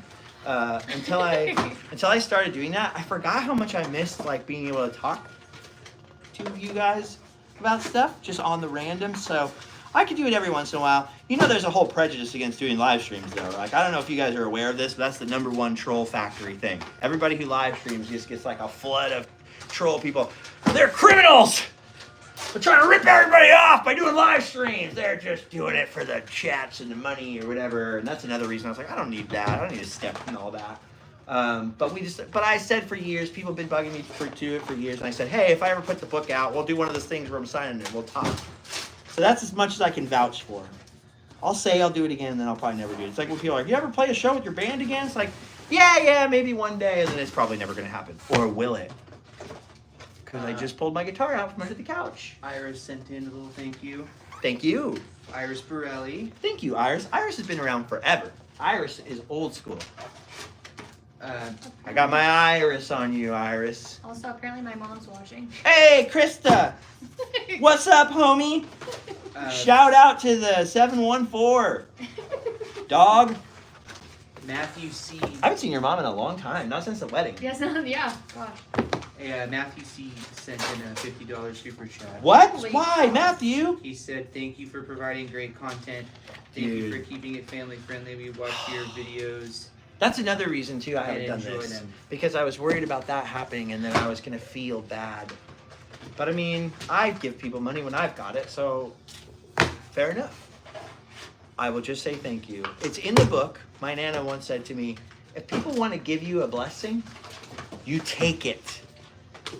So there's all the troll people who would criticize that. That exact thing that just happened. They'll say, oh, he's a phony. He's a criminal. He went online and asked for, somebody gave him $50. See? He's a bad man. But think about it this way. And so that's why I wouldn't want it. But because I used to think like that. But then my Nana brought up a good point one time. She's like, if somebody wants to give you something, like a blessing, they want to give you something, anything, food, water, a shirt, the thing, a present, take it. Because by saying no, you're the bad guy. You say no and you don't let people do the thing they want to do for you, you're the bad guy. So I try to say yes. The only thing I try to say no to now is stuff. People try to give me stuff and it's cool stuff. But if you could see my office, it's full of so much stuff. That's why we had to open the booth. And so now I say, you can send me anything you want in the mail. I may film it, I may not film it, because I may never get to it, because I have piles of stuff I intend to film all the time. I have a freaking huge Super 7 Ninja Turtles van. I've never filmed it. I just haven't got to it. And that thing costs $500. So I have the big, what's that thing? The Java thing. Oh, the sail barge. The sail barge. The Hasbro sail barge. I've been meaning to film that since it got here in 2017, 16, 15, 17, 18 years. And I forgot about that thing of my Nana's, that saying. And I have a sort of extra grandma. So my cousin's grandma, she's this little old lady from Honduras named Olga. Shout out to Olga. I doubt Olga's watching, but if Olga's watching, I love you. She is the sweetest little old lady. And she is a really, really nice lady. And we were, I was fine. Everything's fine. And I was at my mom's house for Christmas Eve 2 years ago. And she goes, honey, God bless you, God bless you. And she grabbed my hand. She does that all the time. God bless you, God bless. It's her catchphrase. And then when I pulled my hand away, there's a $100 bill in my hand. Maybe I shouldn't have used her name if I'm telling this story. She'll be embarrassed about it, but this is a true story.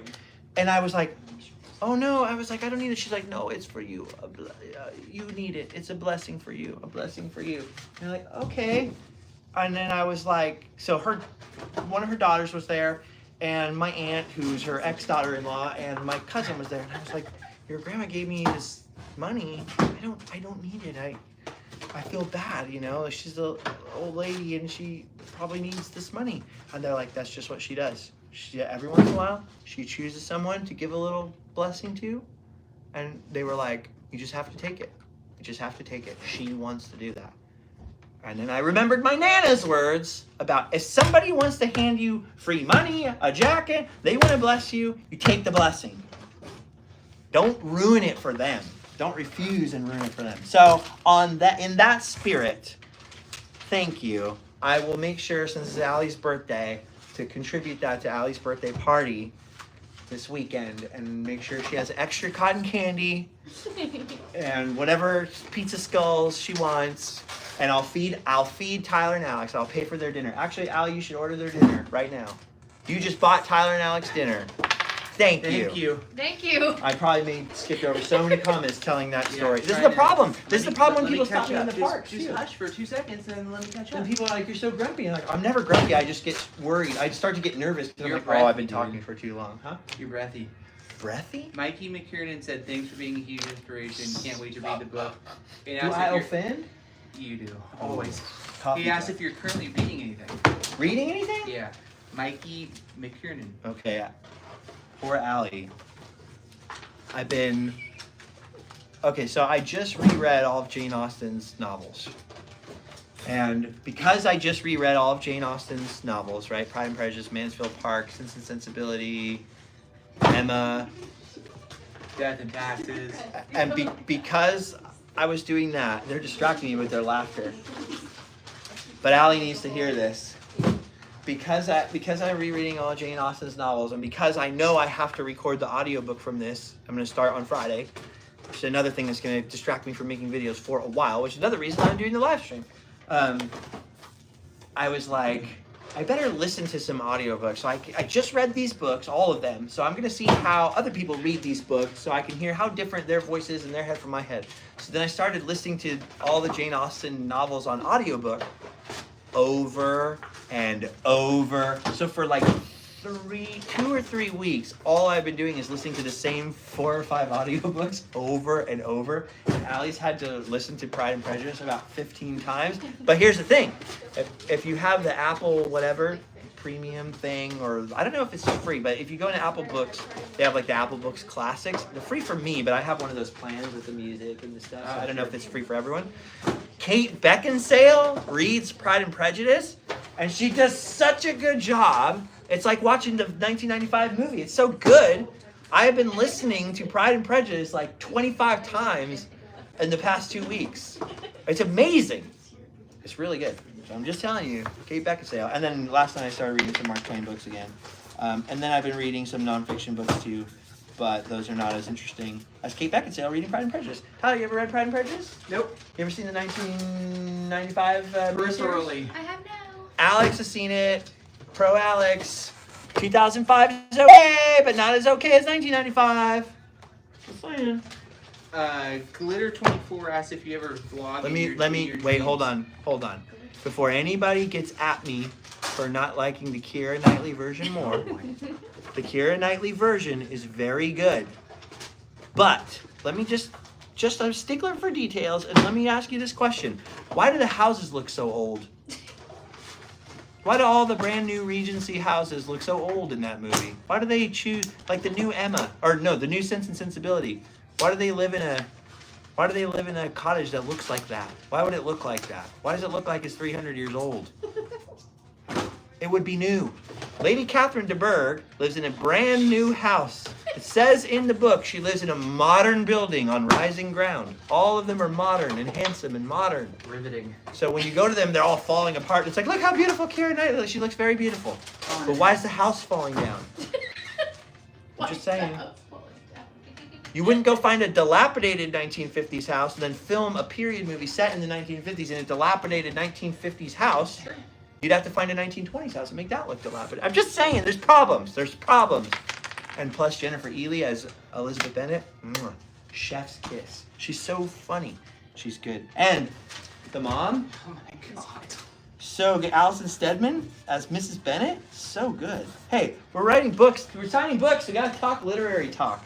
Tyler, Tyler doesn't want to talk literary. he doesn't like Pride and I Prejudice. got enough books around me right He now. hates Keira Knightley. He hates Colin Firth as Mr. Darcy. He hates that scene with the wet shirt. He hates it. Literally, Let's see what the red don't Hates shirt- it. Can't stand it. Tyler can't even read. The glasses are just for looks. I have no idea what any of these words are. That's why I'm doing the labels. Okay, sorry.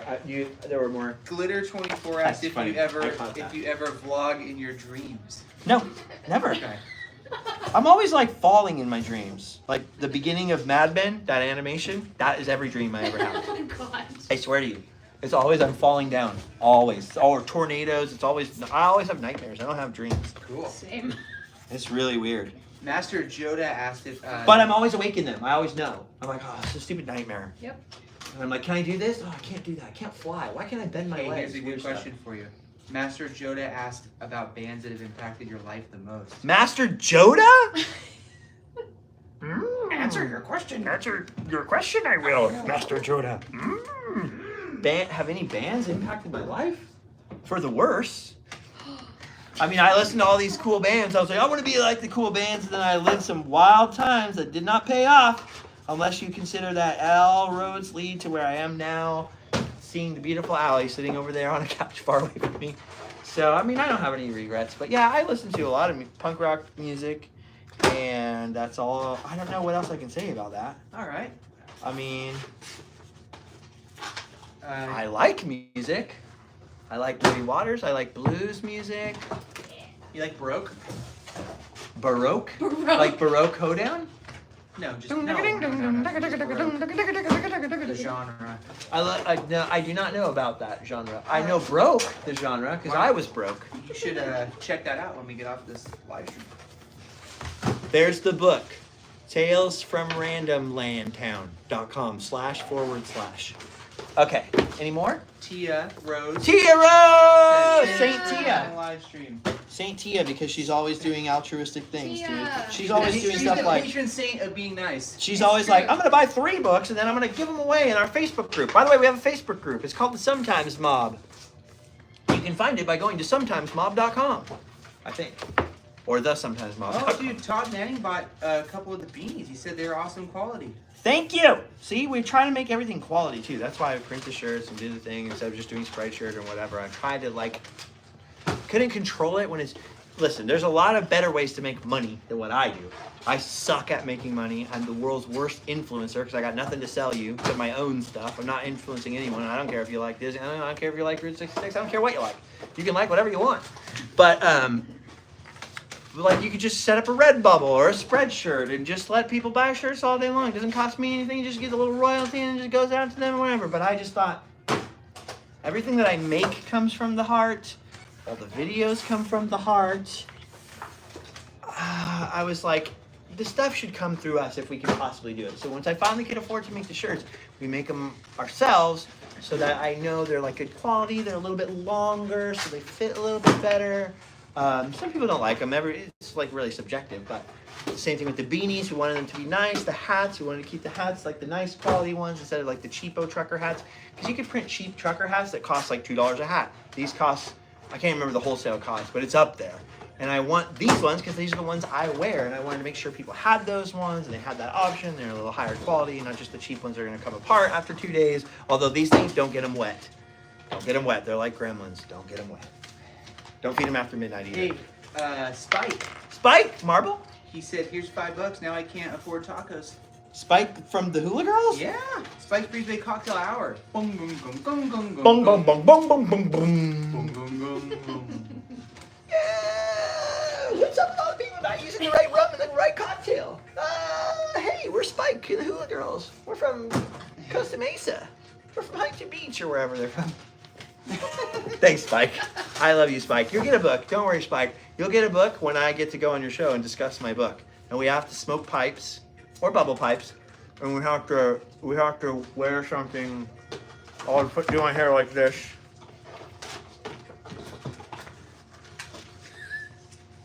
Oh, that's a good look, man. I'll wear a smoking jacket and a fez. That's a good look.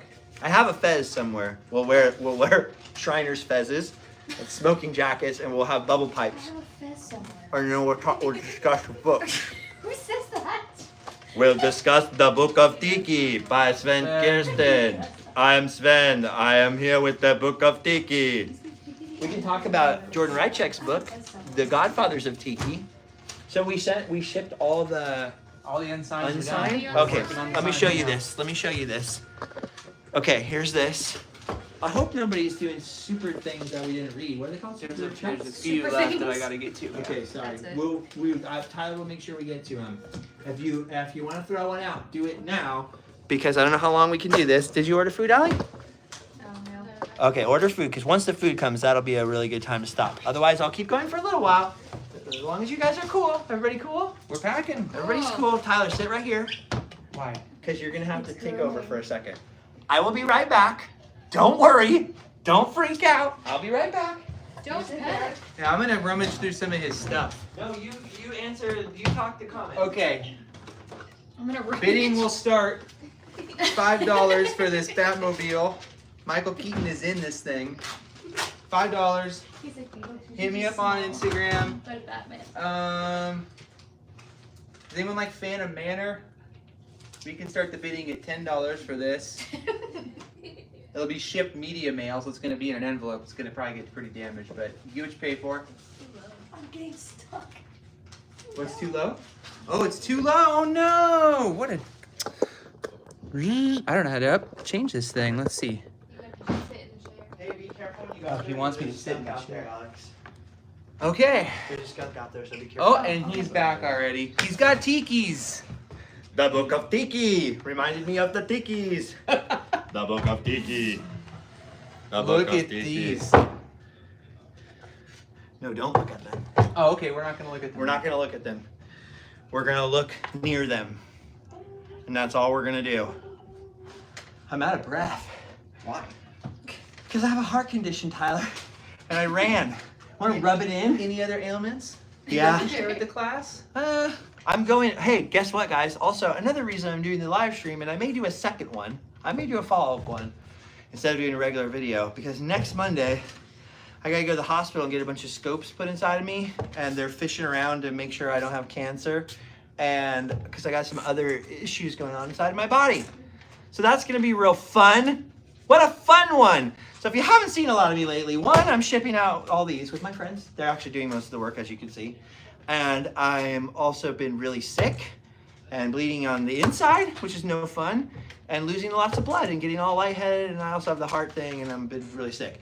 I don't want to be the only reason I'm bringing it up is because I don't want to be one of those people that like suddenly dies, and then, not that I'm dying, calm down, but I don't want to be one of those people like, I never even knew he was sick, and then he died.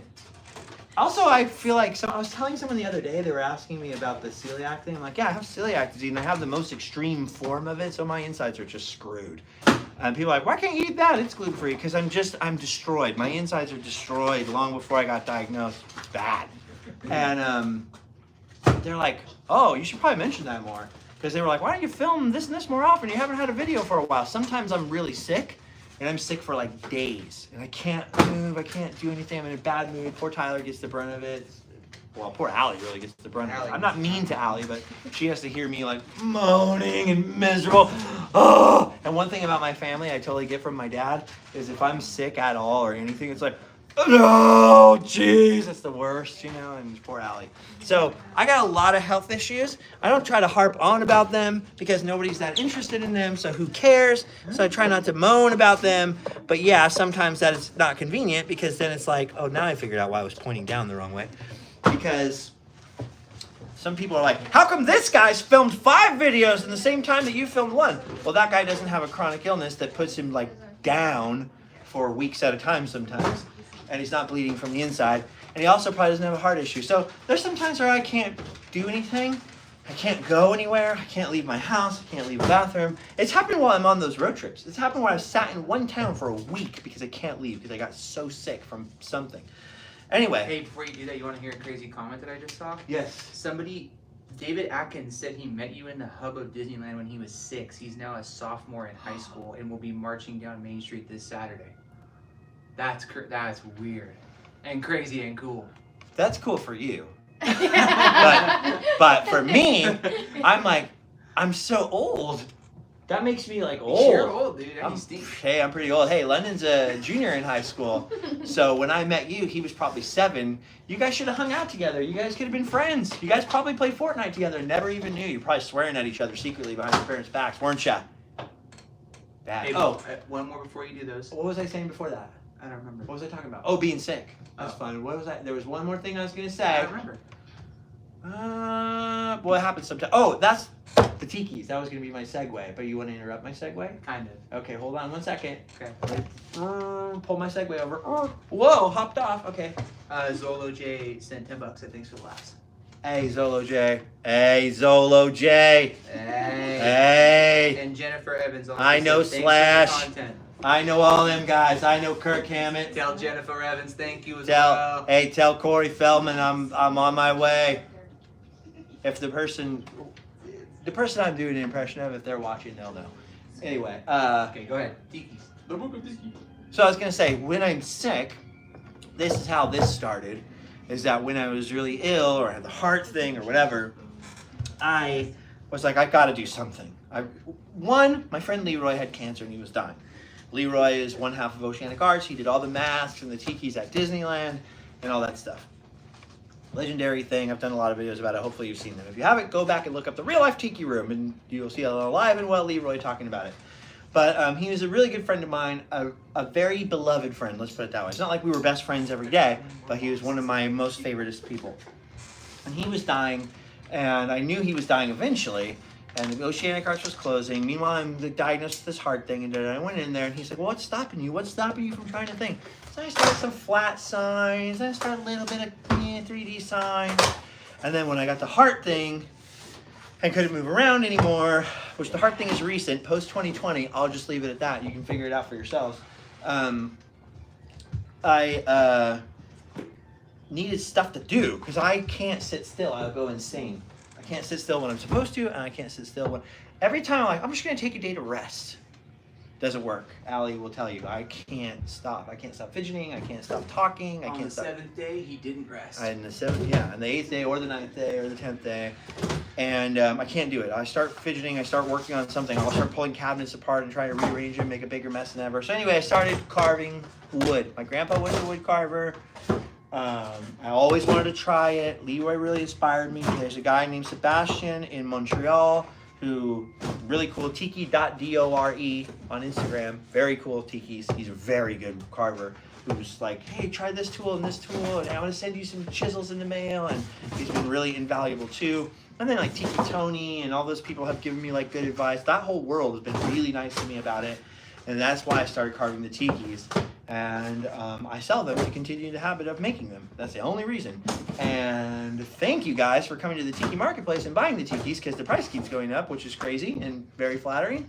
And we were able to put the down payment on a new car, because Allie's old car was a freaking lemon, and I just paid that car off, and it was gonna need like something like $8,000 worth of work on it, and it was leaking. There was water coming in. It's like the one reliable car we had, because my Mustang is still around, but it's old. The van is toast, so I gotta sell that van. Anybody wants to buy a van for $7,000? Take it. I'm selling it at a loss. Take that van, you can blow it up, push it in the ocean, turn it into a game room, do whatever you want. That's the thing. I'm actually going to be doing that anytime now. Where was I going with this? So we had to get a down payment on a new car, and the interest rates are horrible. And if you've learned anything about new cars, they're expensive. I can't believe what a new car costs to pay for. I can't. Wild. But we needed one car that had a warranty, that was reliable, that was whatever. We went to Pioch in it. You can see it in that video. Dude, Pioch rules. And everyone's like, you showed your license plates. They were temporary plates. There's different license plates on them now. And who cares if I show the license plate? You can't just type it in somewhere. You have to hire a private investigator to look up where someone's license plate is from. And anybody can do that at any time anyway. So, whatever. Dude, I'm easy to find. Anyway, look at this. Ah, but I will shoot you if you come to my home. Just letting you know. Look at this. You're laughing, but it's true. Look at. Unless you're invited. I mean, I wouldn't shoot Tyler. Okay, look at that. And Allie will stun you with her stun. What's that thing called? Stun gun? That. Taser? Allie will get you, dude. There's cameras and there's dogs next door. We don't have dogs in the house, but look at that. So here's this. Would you look at the size of this mash? This is like Adventureland gate-sized tiki extravaganza. And am I kidding? We don't know. So anyway, there's one. So I just finished this one. Obviously, he's not painted. There's a lot more little detail carving to do. Boom. And by the way, when there's more than one, so like you see, like at the Tiki Marketplace, I had a bunch, and they look similar. That's because you carve one, you carve a master pattern, then you have to duplicate them. To duplicate them, you use a hand, it's not computer, it's a hand machine. It's on one, and then there's a thing on the other one. And one at a time, you go back over the whole thing, and it roughs out a very rough copy. You could pay lots of money and have it done perfectly, but then you're paying like retail price to do that. And then the tikis would cost $3,000 a piece. So it's a very roughed out copy that then takes me almost as long to go back over the copy and clean it up to make it ready to stain and paint. So even the copies are still handmade things that I still have to hand make. So this is a master pattern. I just finished this pattern. That's why there's less detail on it than you would see on like a finished one, like paint or anything like that, because it has to be very like done a certain way so that look, it's like a guitar. So it can be copied, and then the copies I can round more and do fancy stuff too and carve more details in. So here's my big hybrid tiki mask. So there's one. This is one of 15 new designs, and I will have 15? Yeah. I didn't even know you made I've been cranking them out, dude. Since we got back from Area 51, I've just been Wow. and I've been sick a lot. I've had a lot of time on my hands. And I have 15 new designs, including some replicas of this is a spoiler, big spoiler. I was gonna keep this under my hat, where I keep my hair usually. The first original 4 masks, carved masks they ever had at Disneyland, the first 4 ever, I have created my take on. They're not perfect one-to-one replicas because they went in a wood chipper a long time ago. They don't exist anymore. I have made replicas of them, and those will also be at Exoticon. That's the next place we're going. Me and Fake Tyler and Allie and probably Alex. Alex gets roped into everything. Poor Alex. We're going to Exoticon in downtown LA. Don't worry, there's plenty of parking and it's on a weekend, so it's not as insane down there. Not as bad traffic. EXOTIKON. Exoticon. And there's a vendor village that day at the Mayan Theater in downtown LA, June. I want to say it's the 8th. No, it's the 9th. The 9th. June 2 9th. days, but yeah, we'll be there on the 9th. And you'll be able to buy one of these. And now I'll show you something else. I did 2 of these. It's the only time I've hand carved 2 of the same thing. Actually, it's not the only time. It's only the second time I've ever done this. I carved this one, and then I went, I want to do it a little bit differently for the copies, the one that's going to be copied. So this was going to be a master pattern, but then I carved a second one that's almost identical. That's the real master pattern. And this one I'm going to finish soon, and I'll put this one on eBay so that I can feed my Allie. And this is a much smaller tiki. Look at the size of him. And I love this guy because as soon as I finished him, this is not the intention of the design, but as soon as I finished this one, I was like, he looks like a monkey. Doesn't he kind of look like a Adventureland monkey? Like he'd be like, I see it. If this was in stone, he could be like on the Indiana Jones temple or like the Jungle Cruise or something. For But if he's done a different way, he could be a tiki. Yeah. He's sort of a tiki monkey. He's a hybrid. Hybrid. He's a homunculus. That's a word, right? Homunculus? Doesn't that mean like part animal, part human? Hybrid? Alex? Dude. Homunculus? I pulled homunculus? Homunculi? I pulled that out of my butt. I don't know if that's... Somebody look that Just up. don't pull anything else I hope out. that doesn't mean something bad. What if it means something bad? What if I just said something horrible? Somebody look it up. Are you ordering food? Yeah. No one's gonna look up homunculus for me? I'll look up homunculus. Okay, she's gonna look She's it up and looking make it sure. up right now. If I said something offensive, I'm sorry. I'll tell you guys another embarrassing story and cover. If there's any little kids, just send them out for 2 minutes. 2 minutes, and I'll tell you this story. Ready? I'm gonna count down from 10. 10, 9, 8, 7, 6, 5, 4, 3, 2, 1, 0. I was doing Periscope one time, and I was trying to say I was really scared. I was telling a story, and I was trying to tell people, oh yeah, and this happened, and I was so scared, and I was trying to think of like expressions for really scared. I was so scared I creamed my pants. Oh no. And it just came out of my mouth, and I didn't really stop and think what that meant. It's just something I'd heard in the background, but someone else must have said that to me in a different context sometime recently around, and I said that on the live stream, and everyone went, and I had never used that expression in my life, ever, and I never have since then. So I didn't know really offhand what it meant, and I didn't think about it for 3 seconds, so everybody was like, I don't think that means what you think that means. They're like, excuse me, what'd you say, boy? Yeah, excuse me, my kids were watching that live stream, and I don't think you should have said that. And I was like, oh, Lord, that was a mistake. So I apologize to everyone who had to hear that again, but don't think, and if you don't know what that means, don't look it up. Don't think about it. Don't talk about it. What do you like this one, Tyler? That one, yeah. You want this one? I'll give it to you. Oh, I'll give it to Instead you. of money, yours. I'll pay you with this.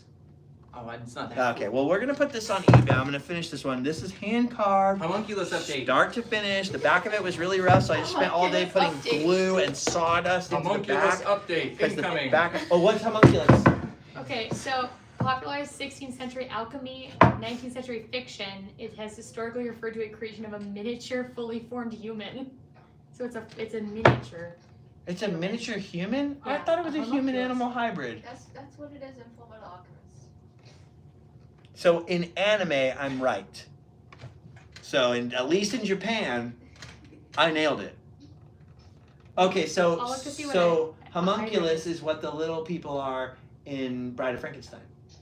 Oh, the worst scene in the movie. The worst scene in any movie, Yeah, really. That's a rough scene. Except for Gummo. You ever seen Gummo? What's Gummo? Oh, you don't. Dude, I know Glurbo, the underwater clown Dude, from if you ever watch Texas. if you ever watch Gummo, dude, the scene where that kid is in the bathtub eating spaghetti. Okay. You know what I'm talking What? about, guys? I'm out of this conversation. You are gonna gag. Tyler has the funniest gag in America. He goes, In America? well, I've never been I around the was whole once world. rated funniest gag China's a in big America. country, dude. There's a lot of people living there. India, there could be people with worse gags than you, but as far as I know, in America, you've got the worst gag. Thanks, man. It's like, oh, he makes this noise that I can't even imitate. It's so weird. It sounds like, if you've ever owned a cat and it starts making a horrible noise, like it's in pain, or a rabbit, and you're like, I didn't know it could make that sound. What the heck? It's like that. When he makes that noise, you're like, oh, he's choking, he's dying. Ah. Huh, Alex? The first time you heard it, you were probably like, ooh, I got the ick. I gotta leave this guy. Red flag. The fact that she stuck around, dude. Hey, man. Hey. It's And nice. she puts up the glasses, dude. Who would wear glasses? Hey, the Nightmare District Fear is Fun said the stream is radical. Glasses. The Nightmare District. Fear is fun. The Nightmare He District. said Fear is No, Fun, or he that's just said part the of his stream name? is radical. Oh. Thank you. I know it's not moving around very much. It's not very dynamic camera work. And you're blocked with books because Tyler's not shipping the books Hey, and fast enough. Susan Hathaway said, I love all your content. Susan? Parks, vlogs, garage, homes, roadside, tiki, wacky, wild, or tame. Just be you. Tyler, do that face that you do. Where I you put your can't. It's just my glasses on. face. I can't. No, please do the thing where you do this. No, we're not gonna do Please. that right now. Please, Absolutely for the not. friends. Even Hey, Alex looked at you like you should do Something it. more important. She hates though, that face. Something more importantly, Viri Vanity said her husband and By the way, my thank you, husband and Susan. I met you last year at Midsummer Scream. You stepped away from your booth to give me a hug. I cried the whole way back to Vegas. Oh. Thank you, all the best. I'm sorry that I gave such a horrible hug that you cried. I'll try harder next time. And Kyle Watts asked if you went to the Punk Rock Museum when you were in Vegas. I will never go to the Punk Rock Museum, I've decided. Punk rock doesn't belong in a museum. There should not be a punk rock museum. That's how I feel about it now. I may change my mind. I'm not going to preach about it because I don't care if anybody else likes it or not likes it. And I have friends who've got stuff in there. I think there's a button of mine in there on Stacy's jacket from Bad Cop, because we played with them. One of our last shows ever. But I don't like the idea of it because no museum is ever going to capture what it feels like to be a teenager who's just... If punk rock belongs in a museum, then punk is dead, and it's dead forever, and nobody's punk anymore, and it's over. So I don't like it. That's just my intrinsic, that's my gut reaction, knee-jerk. I could be wrong. I haven't seen it. I don't like the idea of it. I'm not going to go film it ever. I don't like it. If they want my guitar to put in there, that's fine, but I don't want it. I don't like it. I don't like the idea of it. It doesn't. Punk is supposed to be something that changes, evolves. If there's a punk rock museum, everything in there should be allowed to be touched, picked up, destroyed. A punk rock museum should just be a room with spray paint everywhere that says, "Gotcha, sucker," and they took like your $20 out the door. That's punk rock. You're That'd so punk rock. that would be like the Sex Pistols, right? You just go in there and it's just like a cassette player. You push play and it's like, "Gotcha." That is a punk rock Because the museum. Rock and Roll Museum keeps expanding to, I feel, not rock and roll. You should put it in the Rock and Roll Hall of Fame. I don't know.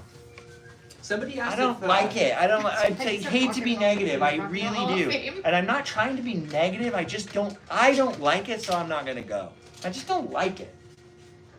I You know? can. I'll go eventually, and then I'll change my mind, and then I'll be telling everyone how great it is. That's just my knee-jerk reaction when I heard about it. Be like, don't you want to send your stuff in there? Like, no, I don't want to be in a See, but museum. that's the old punk in you. I don't want to be in a museum. That's your I'm still alive. I'm still punk rock, baby. I just put out a DIY book. I'm signing it myself. I'm sending it from my house. I'm carving tiki masks in here. I'm painting them one at a time by myself. I've got my own punk rock TV show, and it's on the TV, and it's run by one man, me.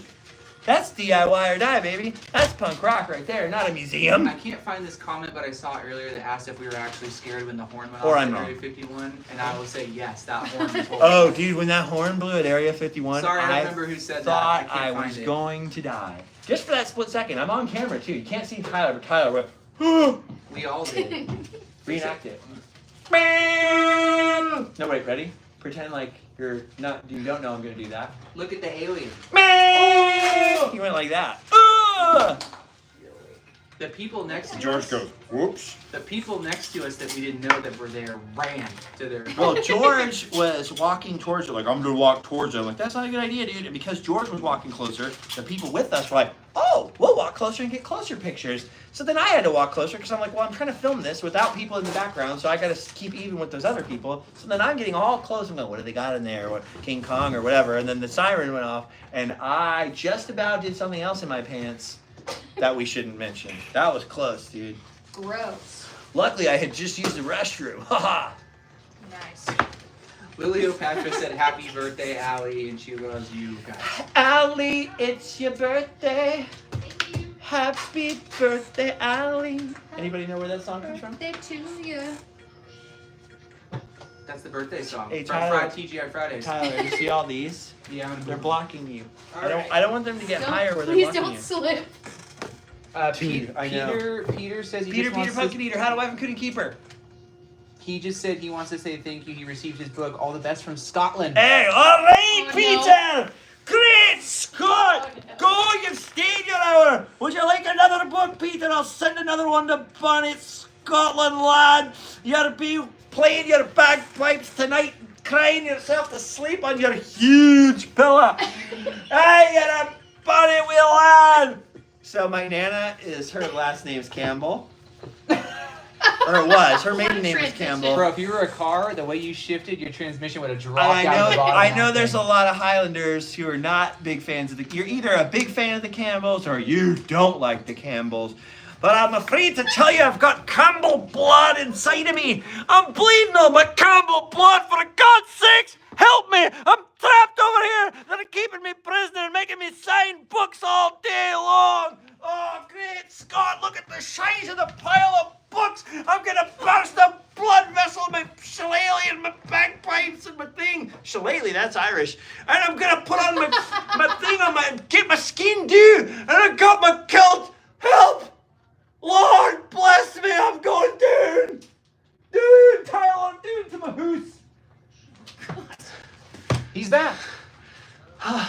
The Italian side is.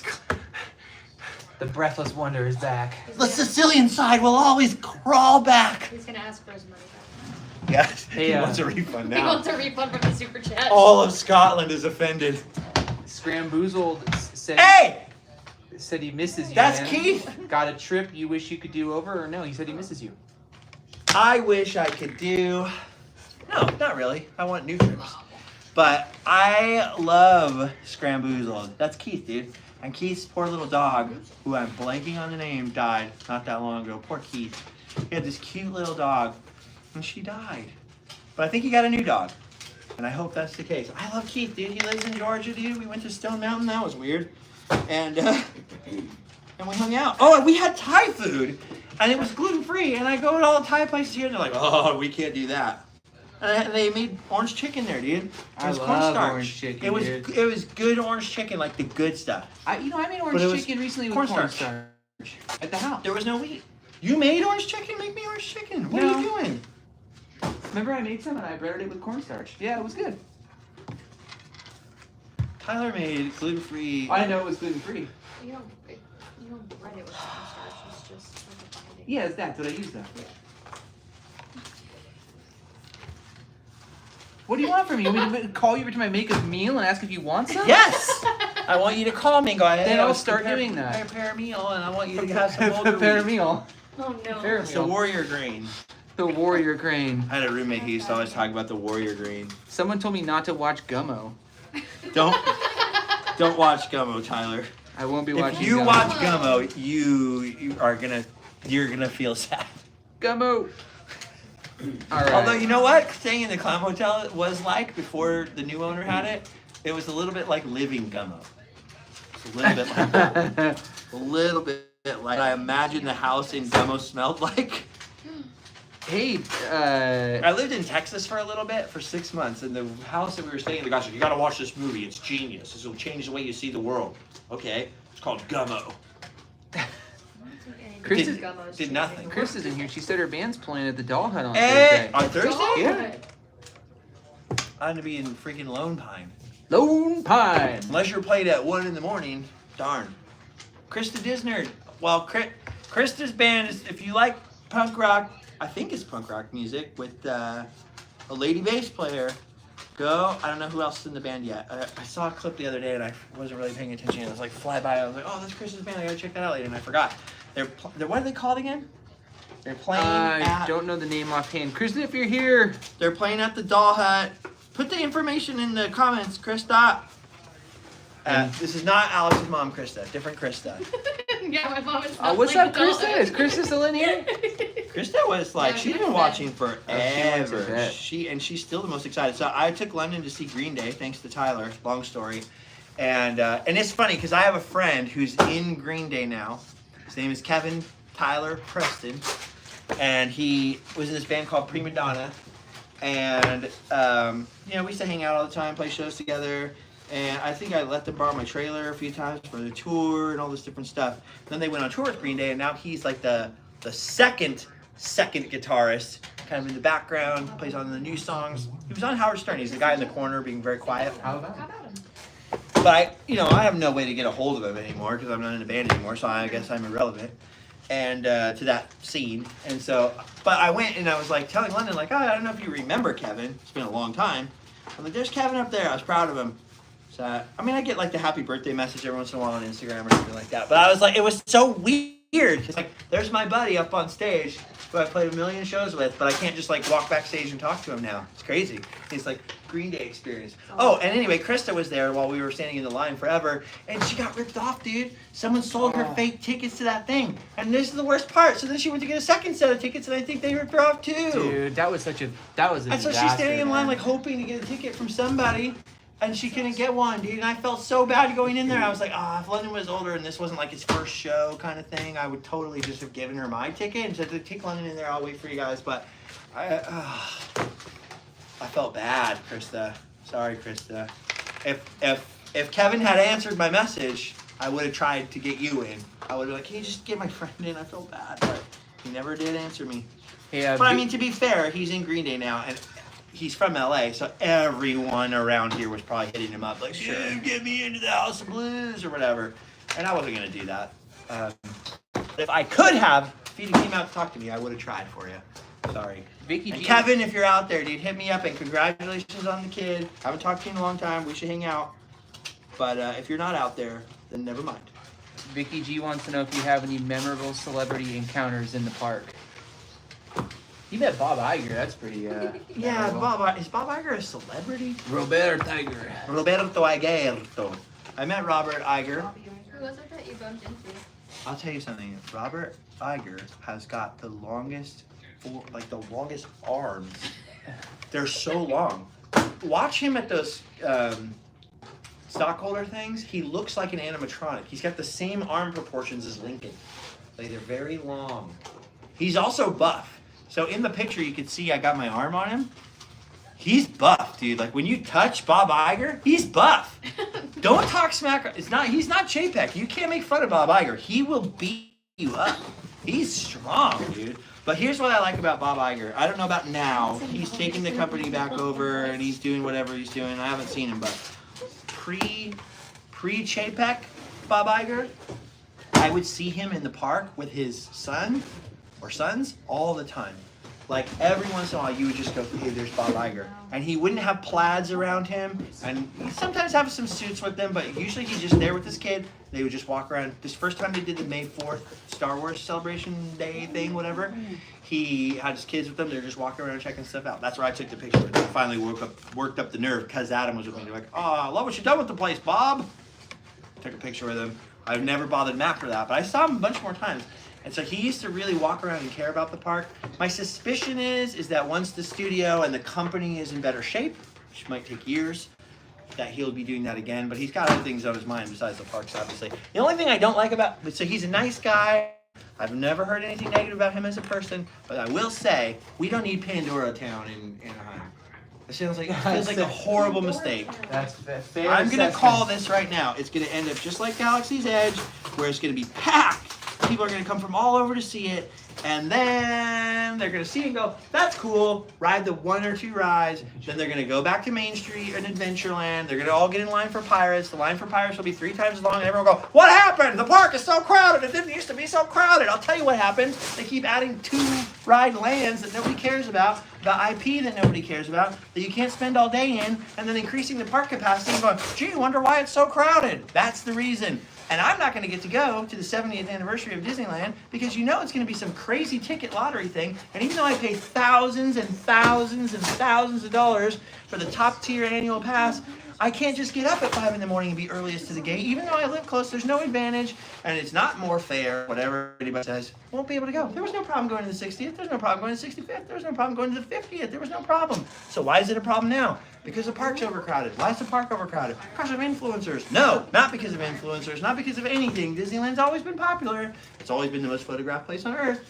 It's because the way they run the stupid place is they keep adding all this capacity. We'll shave off the curbs, and then we can get the fire marshal to let us add another 500 people into the park every day. Hey, George is calling me again. And because you have the stupid reservation system, and because you have all this stuff, it has to be crowded. And now you created this false scarcity where people think, the reservations are going to be gone, so we all have to get them. And then that turns it into like the Halloween party where everyone's like, well, I got to get it. Now I got to get it. Now I got to get it. And now everybody gets like a feeding frenzy, and it's going to be crowded. We're never going to get in there. George, you're going to be on speakerphone. Yeah. Tell Justin I'm stoked for Pandora. Dude, you are wrong. George wants to see the mighty Ikron in action. Well, that's all he wants to say. He's still for Pandora, dude. All right. He's wrong. Go to Disney World. Yeah, hey, go to Disney World and see it. You don't need it in Anaheim. Who watches Avatar? It's supposed to be the biggest movie on the planet. I've never, ever, ever, ever met more than one person at a time, scattered, but I've never met like a group of people who are, we all love Avatar. It's our favorite movie. I saw it when it first came out, and then I went, cool. Yeah, cool. Neat. I feel like it's a movie people go to see because they're like, hey, James Cameron did this thing. It's a technical achievement. It's pretty cool. They watch it and it's pretty good. And then they're like, moving on with my day. Same thing with Disney Star Wars. Even if you don't like it, or you do like it, you're like kind of like, ah, cool, new Star Wars. And then you move on with your day and you're like, let me go on the Jungle Cruise or Pirates or something classic. And instead of adding a third park, which they promise, as an Anaheimian, as someone from Anaheim, Disney took all the neon signs down. They changed the freeway. They cut off all this access to local businesses. They completely changed our whole town. And the promise was, in exchange for letting us remodel all of the core of Anaheim, we are going to open 2 new parks. We're going to open California Adventure, and we're going to open a 3rd gate, right? And that'll make up for it. That we'll have all these extra people there, and so you guys will get hotel tax and whatever, and that'll make up for the fact that we destroyed the entire local economy. All the mom and pop stuff got ruined. That was supposed to balance it out.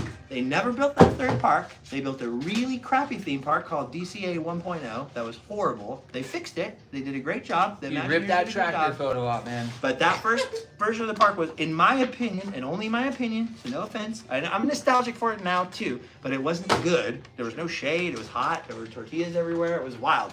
And then they were supposed to, the tortillas was cool. But they should have built a 3rd park. The 3rd park could have had Pixar. The 3rd park could have had Star Wars, Avatar, and been this great thing. And then it would make people leave Disneyland. Then Pirates of the Caribbean wouldn't have a long line. Then you wouldn't need a reservation system. You wouldn't need, and by the way, for all the people who defend the reservations, this is the only thing I'll ever get triggered about on the internet. The people who defend the reservation system and tell you it's for crowds are wrong. Disney wants their park to be crowded. They want all the lines to be long. They want every restaurant to be packed. They want every line to be long. Consume Genie Plus. They want you to buy Genie Plus.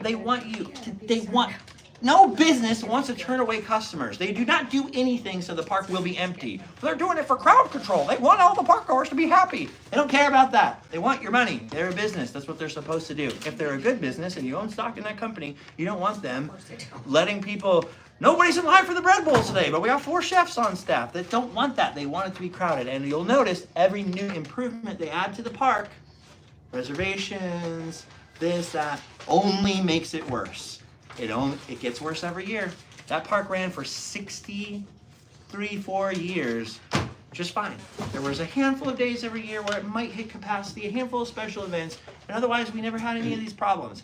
And even the Fast Pass, even when that came out, didn't cause a big problem, no big problem. Max Pass, no big problem. Fast Pass Plus at Disney World, very good. When did the problem start? Genie Plus, reservations.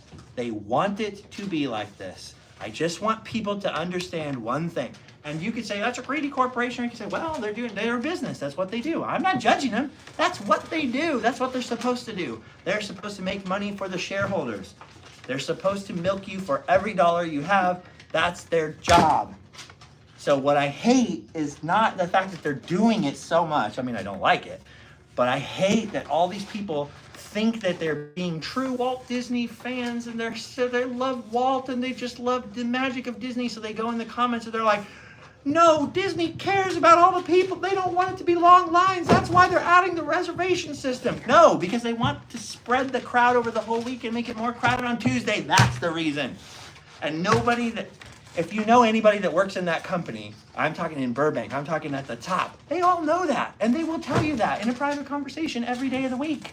So the fact that all these people have fallen for this weird fan idea that the Disney parks are just, it's because of TV or something. It's because of the... Tyler's rolling his eyes over here because he's on my side. It's like... Anyway. Did the reservation system help or hurt? Because I was there in 2019 all year long, and it was crowded on crowded days, and it was empty other days, and it was fine. And then I was there after they reopened it. And I'm telling you, from knowing people who work there, from being there all the time, from living right down the street, we can hear the fireworks every night and see them from right outside this window. And I've lived there my whole entire life. It has never been this bad until Bob Chapek was in charge and all of his little people, and they have not undone any of the things that have made it bad.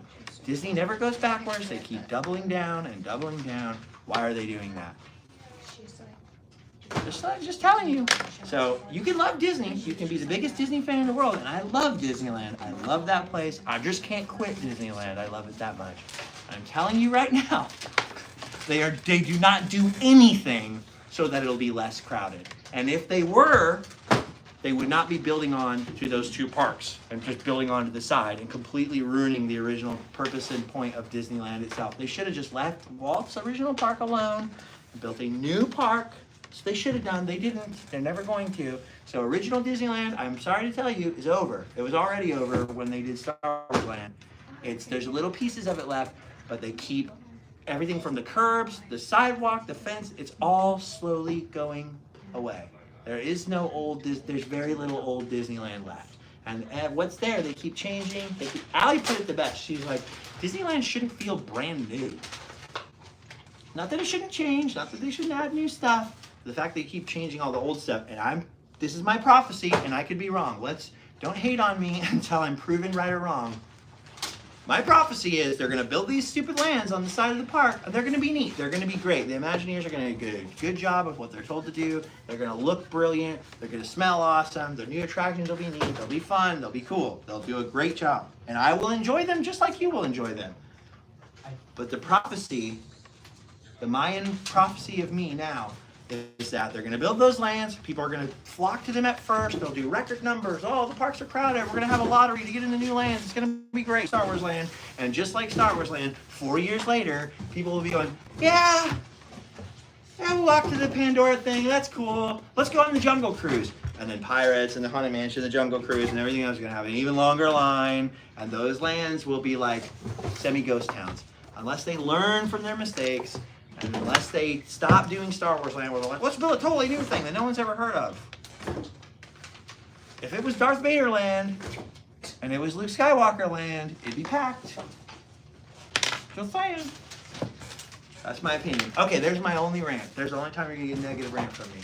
Let's change the subject. Shadowless Pan did say they were praying for a Neverland expansion in Disneyland someday. Maybe. Probably not. Probably not. Unless If they- somehow dude, Peter Pan becomes really profitable. they're gonna build like whatever the new thing is. I haven't heard of it. My friend, I have a friend who's a really smart guy, travels all around the world, wealthy guy, lives on a whole other level than all of us. Not like you, not like me. And he sees things pretty clearly. And he's a very insightful person. And he pointed out, he's like, I just wish the OLC would buy Disney theme parks. Oh. Someone should buy Disney, split it up, and I wish the Oriental Land Company that runs Tokyo Disney would just buy all the Disney parks so that they were a separate thing. They weren't connected to the studio. They stopped trying to do this vertical integration thing. I mean, from the company's perspective, it makes perfect sense. You want to tie everything in together. You want to market your new stuff. And you want to take all the money from the theme parks and invest it back in the company. But I thought that was genius. I'm like, dang, that'd be cool. If the people running Tokyo Disney bought all the parks, that would be amazing. They were always reinvested in, dude. And you see the Fantasyland expansion? You know what the OLC does? They go to Disney, they go to the Imagineers. Watch the Imagineering story. Disney outed themselves. They put it in the Disney Plus thing. Oh, the OLC will go to Imagineering and say, give us your best and brightest Imagineers, let them pitch the ideas to us, and then we'll give you all the money in the world to do it the right way. What they do in the United States is they go, what can we do that will help sell more DVDs, help sell more streaming services, and it'll get a butts in seats right now and make some more theme park money. It's very, and then they shackle the Imagineers, and then I have to hear them going, hey, off the record, it was a bummer doing that because we really wanted to do this awesome thing. Don't tell me about it because I don't want to know how awesome it was going to be. Have you guys ever heard some of the original plans for what Star Wars Land was supposed to be? I didn't want to get into it. I'm just going to get negative. All right, that is enough of I don't that. want to get negative, dude. We could have had a Bantha ride, dude. They should at the very least split the company now, so that the streaming isn't tied with the parks funding and everything else. Thank you. Alex, you listen. Anyway, I hope not everybody wasn't just dragging me and getting mad now. No more calls, George. We're not answering the phone anymore. Tyler looks very upset. Answer it one more time. I'm very upset. What do you want? What? What do you want, George? My mother's watching. Oh, Say hello. shout out to George's mom, dude. Debbie. Debbie. She's not very tall, so technically she's little Debbie, but she's never baked me a cake. I couldn't eat it if she did. What's he saying? He hung up. That's my friends. Anyway, no more talking about the parks because I'll just get mad because they're not in a good state, and I know they're trying to fix it, and they might. And the people working there, a lot of them care very deeply about the park, but their conception of what the next wave is going to be is completely just. Do they ever let any fans of the play in the room? I ask this question about movies all the time in big franchises. Why don't they ever let people who are actually fans, not shills, not butt kissers, brown nosers, people who are like, well, thank you for inviting me here. Hope I get a media invite. Why do they let some people who are opinionated in the room? Like, why don't they ever let Chris Gore in the room in a Hollywood studio when they're planning these movies? If they let one contrarian fan in, someone that's not going to be afraid to speak truth to power and go, look, guys, that's a neat idea. You'll make a lot of money in the short term, but I'm telling you, what people actually want, what the fans actually want, is just what they said. A Neverland expansion, the cool Fantasyland that Tokyo got. Put a Disney Seas park down here. Put all these great ideas. Put a Phantom Manor or whatever. Like, there's so many cool things. The Villains Park everybody wants. There's so many things they could do. And they own a ton of land down here. So don't buy the whole, well, they didn't have any other space. If you live in Anaheim, then you know how much land Disney owns, how many warehouses they own, how many businesses that are still sitting there that they actually own the land underneath Far them. away from Disneyland. They have plenty of, they just don't want to build a monorail down the street. That's all they don't want. Chelsea Irvine wants me to read to you that she's Sorry. a huge fan of your videos. You Thank helped you. her through her autism and anxiety. Thank you for all the years of entertainment. Oh, thank you. Love you, Justin. Here's to many more years. Please read this, Tyler. Please read this, Tyler. And also, people are saying In case that was for me. You may have skipped a book, so we're trying to figure out if that happened. I skipped a book? Well, check every book. Well, just check that pile in front I of already you. did. And how long ago? Some of them have already been shipped, and Well, I'll packed. ship another one. If that happens, I'll say keep it and I'll send you. FYI, you're Okay, I'm not going to skip anymore. Now I'm going to sign. You read me questions. okay. I'm really, honestly, I apologize, and we'll save this video so people will see exactly what I said. I'm not angry about it, like an angry, not one of those. If I was one of those angry like scam channels, then every picture, you know how I would, if I wanted to be a money guy, if I wanted to just like make money from people and run a scam on everyone, I just upload all these outrage videos where I was like, woke question mark or park ruined question mark, or you know all those scam channels. I'd just be the Mike Zero of Disneyland and just like, rumor they're gonna destroy the carousel or whatever, and then everyone outrage. And then I just do another video like that the next week. Turns out that rumor was false, but there's a new rumor. They're ripping down the Matterhorn. I mean, you can scam it. You can just be scammed. That is true. They are going to rip down the Matterhorn. So I don't want you to think I'm like a hater or a hate channel or anything like that or anything close. It's just living here, being a person who lives in the neighborhood and lived in this neighborhood my whole life, to be invested in what that happens there and knowing all the people who work there. I just think I'm just not happy about the new plan. Not happy at all. Not excited. Not going to be videotaping the dirt they move around with the bulldozers and crying, oh, I'm so excited. That would be fake, and I'm not going to do that. So when you don't see a million construction updates on the new lands I wish they wouldn't build, now you'll Videotape. I'm not a hater. I'm sure we'll like it once they're done with it, and it is what it is. It's like Rivers of America. I wish they never changed it, but they did, and they did a good job. I'm not hating. Just I can't find the. I'm just being real. That's my real opinion. I can't find the person's name, but somebody asked that train ride still has your narration, which I do not think. No, I think the fire marshal went in there and was like, you can't build a ride. So, for the people that don't know, there's this place called the Train Shop in Salt Lake City, and I think they had to move it because of that reason. And the guy, what's his name? Jeff? I can't remember. I think it's Jeff. He had built this cool dark ride, and he had me do the voice in it, like, oh, we're in the old west, shoot the things. And it was really fun to do, and I did the voice for the ride and the whole thing, and it was really awesome. I never actually got to ride the ride with my voice on it. And I think the fire marshals came and were like, you need permits and stuff to build a ride in here, and there has to be so many exits and things. And so he had to shut it down, and then I think they eventually ended up moving the shop, and I don't think he ever found a way to set it back up again. So I'm available. If any of you want to build a dark ride, I will come and do your voice acting for your dark ride for free. Unless you feel like you have to pay me. I'm not going to say no, but I do it for free. I would love to do voice stuff for people. Anytime I can do it, I will do it. And by the way, people ask me all the time why I'm never like, you don't do like a lot of podcasts and stuff. It's because Tyler and I have a rule. We'll do any podcast. We will do any interview. We'll do whatever. As long as I can, time-wise, and I'm going to be here and whatever. And it has to be in person. I don't want to do Skype, and I don't want to do Zoom. Even that little, nobody else notices it. Maybe it's from you being in a recording studio, singing and stuff, but that little bit of lag, do you know what I mean? That little bit of lag on a Skype call, yeah, I can't handle that. That gives me bad anxiety, and I can't do it.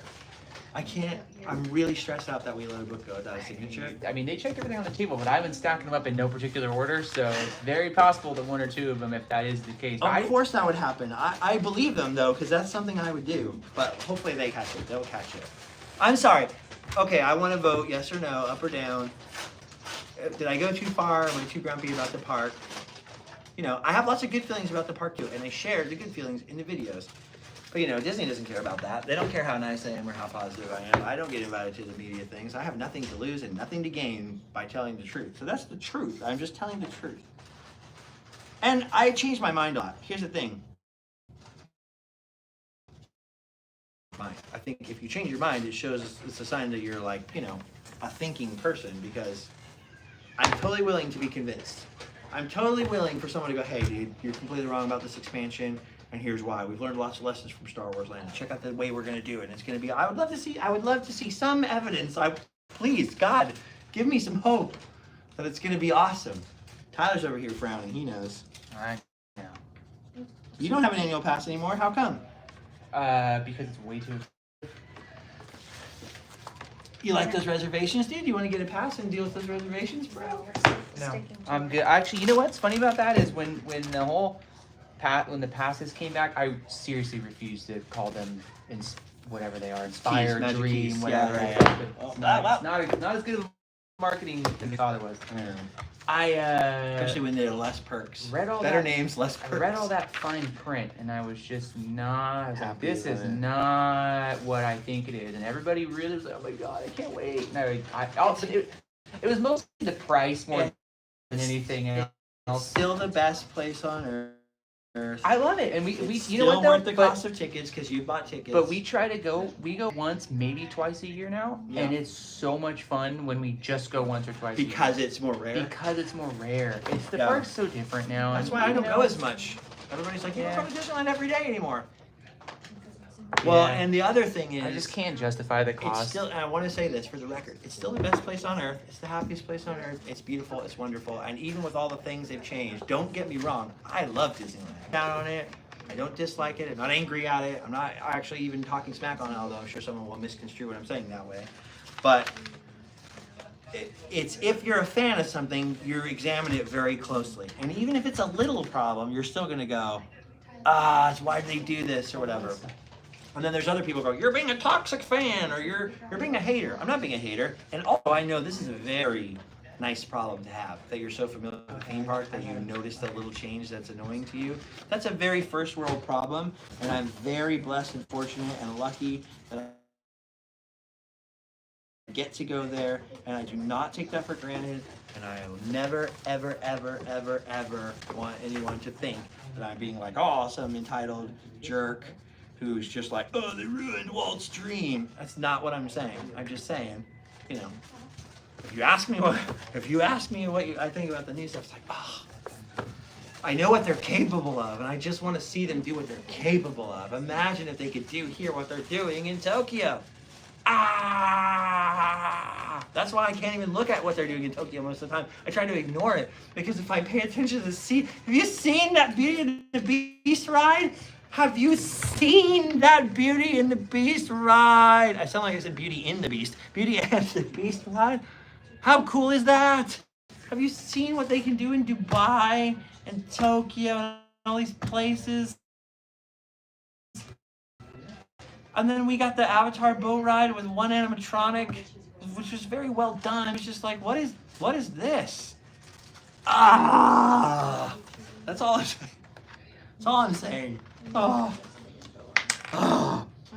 It's like if your friend was a beautiful, fine artist that could create the most realistic, amazing landscapes and portraits and fantasy, amazing artwork, and then they were like, oh, I'm gonna be like a Jackson Pollock guy now and a fling painted a canvas from my butt or whatever, and you're like, no, why? Because I make more money that way and it's cheaper to do. No, you know, that's just me. And other people love Jackson Pollock, and that's great for them. It's not my thing. Yeah, Kyle Watts wants to know what. There's nothing wrong with liking Avatar if you like Avatar. Just I have never met a group of people who are like, dude, Avatar rules. Can't wait for Pandora, except for George. Kyle Watts wants to know what's the one theme park ride anywhere that you would bring back. His is Back to the Future at Universal. That's a pretty good one, dude. Mine Train Through Nature's Wonderland. Bam. Okay. Done. That was quick. Home for dinner. The Flying Saucers? They tried that with the Cars Land thing, and it wasn't as exhilarating as I. No, those Flying Saucers back in the day sucked. I have a lot of footage of them, and it's hilarious watching people go on there, and then sometimes they wouldn't be on the thing right, and they go flop, flop, flop, flop, flop, and it. Okay. We're It back. keeps glitching out. Something's glitching out. If it ends, it ends. Air Tiki wants to know if you've said how many copies have been printed and how many. 2,000 at with copies. 2,000 copies. Okay. And a lot of those are accounted for. And we have about 200 left on the website, and then I have to reorder. So if we have to reorder, then we'll do another pre-order, but those won't even be able to ship for at least 3 weeks, middle of May. So if you want to book a physical copy of the book before, I don't know, May 20th or something, then you got to get it now, because what's on there is all that's left. And I think all three are still there. You can get one personalized, which wasn't available for a while, but we brought it back. And the only reason I got rid of it is just because I can only do so many. So I can sign my. This is weird, Tyler, but like, see how it's like off the ground? Yeah. I can do this a bunch. Yeah. Like sign my name. But whenever we were doing postcards to send out with orders, like the free ones with my signature, and I had to The sign flat? it flat on the table, it sets off That's my wrist. interesting. So I had a wrist surgery and it totally failed. It did not work. It made my wrist worse, if anything. And It's like that elevation. it's actually better for the camera and stuff, but worse for writing.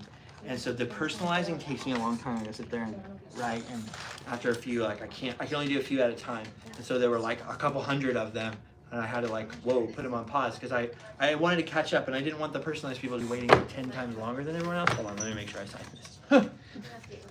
Chrissy Avalon said that Allie, you are fabulous. You showed me how much strength you had in your medical issues. The way you are with Justin makes my heart happy. Do you hear that? Thank you. You can come say hi if you want. Oh, she's eating Taco Bell right now. She would come say hi, but she's eating Taco Bell. She looks very happy. What's she eating? Nacho. Nachos Del Grande? Or is that Del Taco? No, that's Taco Bell. Oh. You can't say Del in a Taco Bell item. Grande. Del Grande. It's Bill. Oh, it's Bel Grande. Well, how would I know? I only used to eat Taco Bell every day, but I never used to eat the nachos. Not those nachos. Ash Powers asked how many are left to sign. I would say 100 million, Guess what? judging by the stack in front of us. Guess what my favorite item was at Taco Bell. Guess what I used to eat every single day when I worked at the La Ramada Apartments in Fullerton, Cinnamon California. twists by the handful. Never. Guess what I used to eat every single day? If you can get what it was, Inchurrito. with sauce that I requested to be on it, Macho burrito. I will send you a free book. I'm not even kidding. I'll tell you what to look for in 1 second. If you have like a piece of paper, I'll write it on it. Hold on, don't answer yet. Don't Well, people answer. are Don't answering answer. right Don't now, answer dude. now. Don't answer. Hold Someone back. said pizza. Del Beefer. There was no Del Pizza when I went there. Del Pizza. Okay, hold on.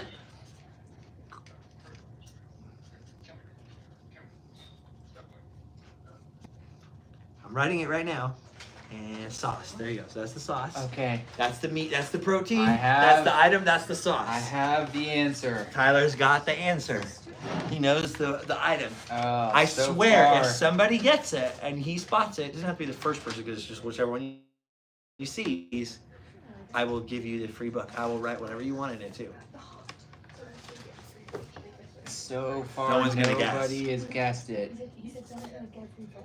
George said double cheese with cheese. And you know what else? If nobody gets it, we'll just pick somebody and we'll just double cheese with cheese. We'll just give them a free book. Well, George earned his free book. No. We will give away one book on this live stream.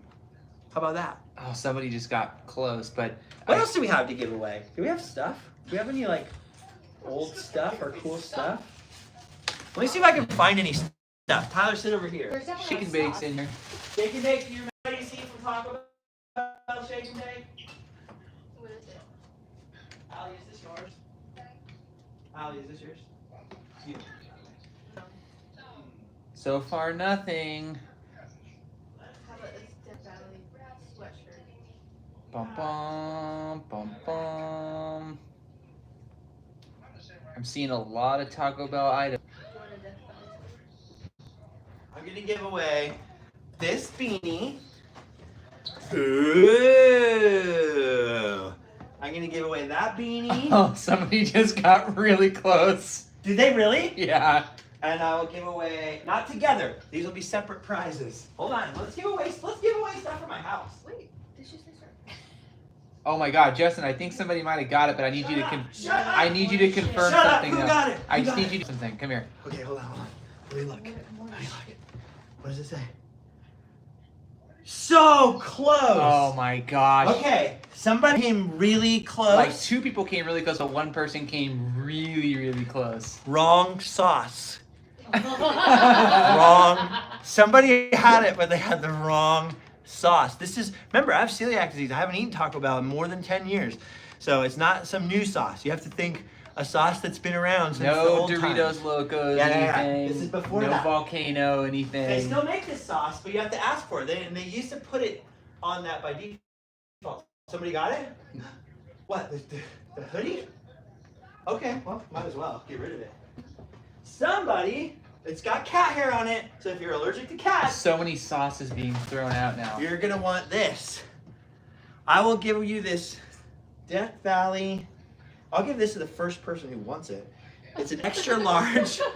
It's Okay, an Bar extra, is lowering. Come here, Justin. it's an extra large I Death Valley You know my name. thing.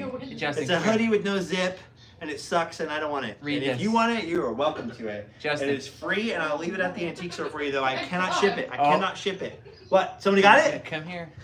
Oh my god, this is so exciting. Okay, so wait, there's this one here. That's the same person that I. Oh, so But then close. someone just said this. Yeah, that's it. That's it. He got it. He got it. He didn't say. But not what kind. Okay. Okay, that's Somebody close, got it. though. Somebody got it. You use the Spanish word instead of the English word for the sauce. And you didn't put what kind of meat. So you gotta put the meat. I wouldn't eat it with just cheese. You got so close. All right, wait. Sabrina Sutton. Sabrina Sutton wants the sweater. Write it down. Sabrina Sutton. Okay, Sabrina I don't have a Sutton. pen. Sabrina Sutton, I want you to email Tyler. Is it Tyler at randomland.com? Yes. Or fake Tyler? Tyler. Tyler at randomland.com and send him your address. If you live in Orange County, though, please, Yeah. God, I will Just leave got it it. at the Look. antique store. Who got it? Dude! No. Thanks. That's not But- it. Exploriso. Exploriso wins. Exploriso? Watching a movie, that's why. You gotta... The internet sucks over here. Sorry, guys. I can't turn off the Wi-Fi because I don't know what that'll do to the stream. Chicken quesadilla and green sauce. Yeah, we see it when it buffers, but we can't do anything about it. It's because Allie's watching... What are you watching? Roman Holiday in the background. But it's her birthday, so I'm going to have to wrap this up in like... They're still eating, so I say... So Tyler can look at the thing. I will go for 20 more minutes, which is a long time. But that way we'll catch up with questions. So give me the rapid fire questions. How many minutes are left in Allie's birthday? 30 minutes. That would give me 10 minutes of Allie's birthday. But she's not celebrating until this weekend. It's Allie's birthday every day until we have our birthday party. Exploriso. I'm putting this copy on this shelf for you.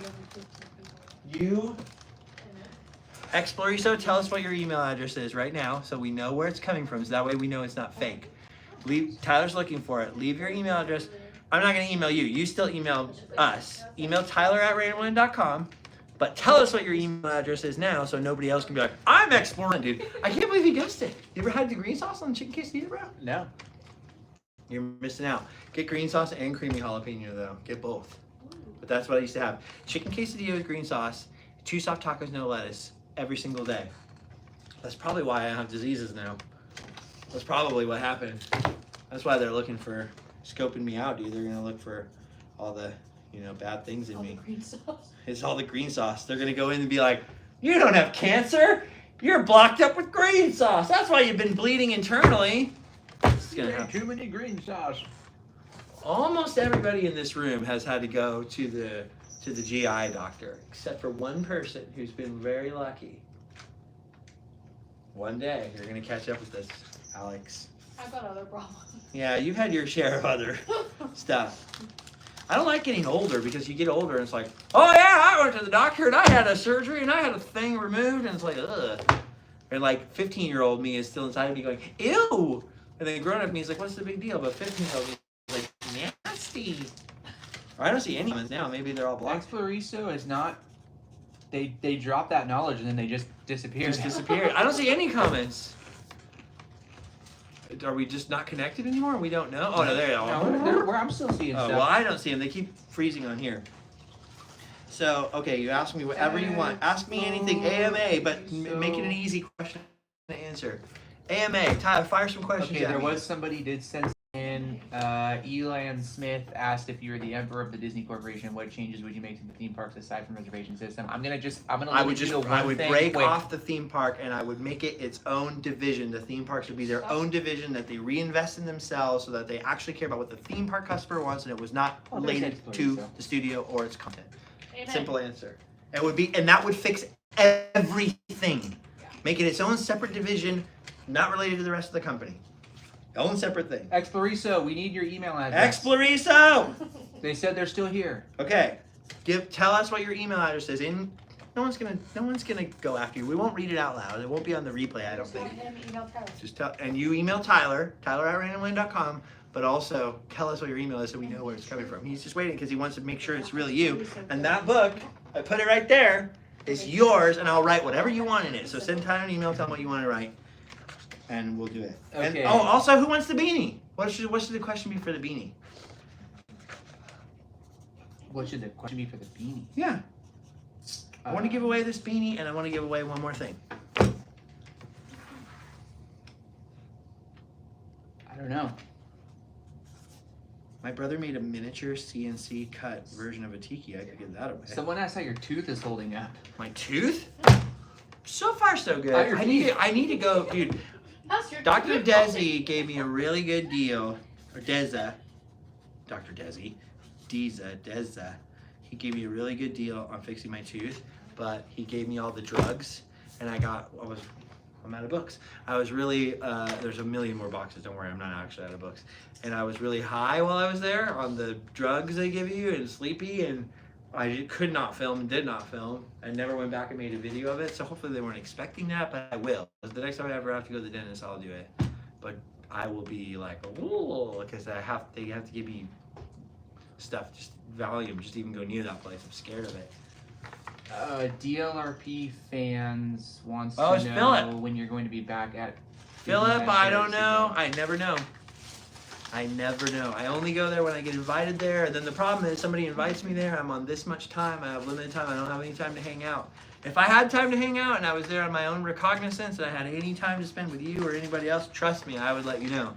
But as that is not the case, or has not been the case for years, I don't know when I'm going. And when I'm there, I just don't have time. I don't have like 5 minutes to talk to anybody. I usually am like running around like crazy, like trying to film everything and get the heck out of there. When I'm in a foreign country, I'm usually pretty much on borrowed time. Gone are the days where I used to be sent there for a month at a time and I'd just be hanging out. That's not the case anymore, sadly. But I do want to go to, what's it called? Europa Park and, what's the other one? Efteling. Really bad. Which I understand is close to you, which would be cool. DLRP fans, Philip. But whenever I think of Slinky Dog, I think of you, my man. Tyler, you're not reading. I see questions. I'm trying to type my email in. Oh, he's trying to write. He's trying to type his email. My question man's broken. What? Busman. Whoa, Busman! He's alive! Busman! Oh no. Busman! Busman 101. Busman 101 is in the house. He's in the hizzy. He's here. He's in the hizzy. Busman. I was trying to find something else to give away. If you've never heard of Busman 101, go to his channel. Go to Busman 101's channel and subscribe. Friend of the show, Busman. Busman.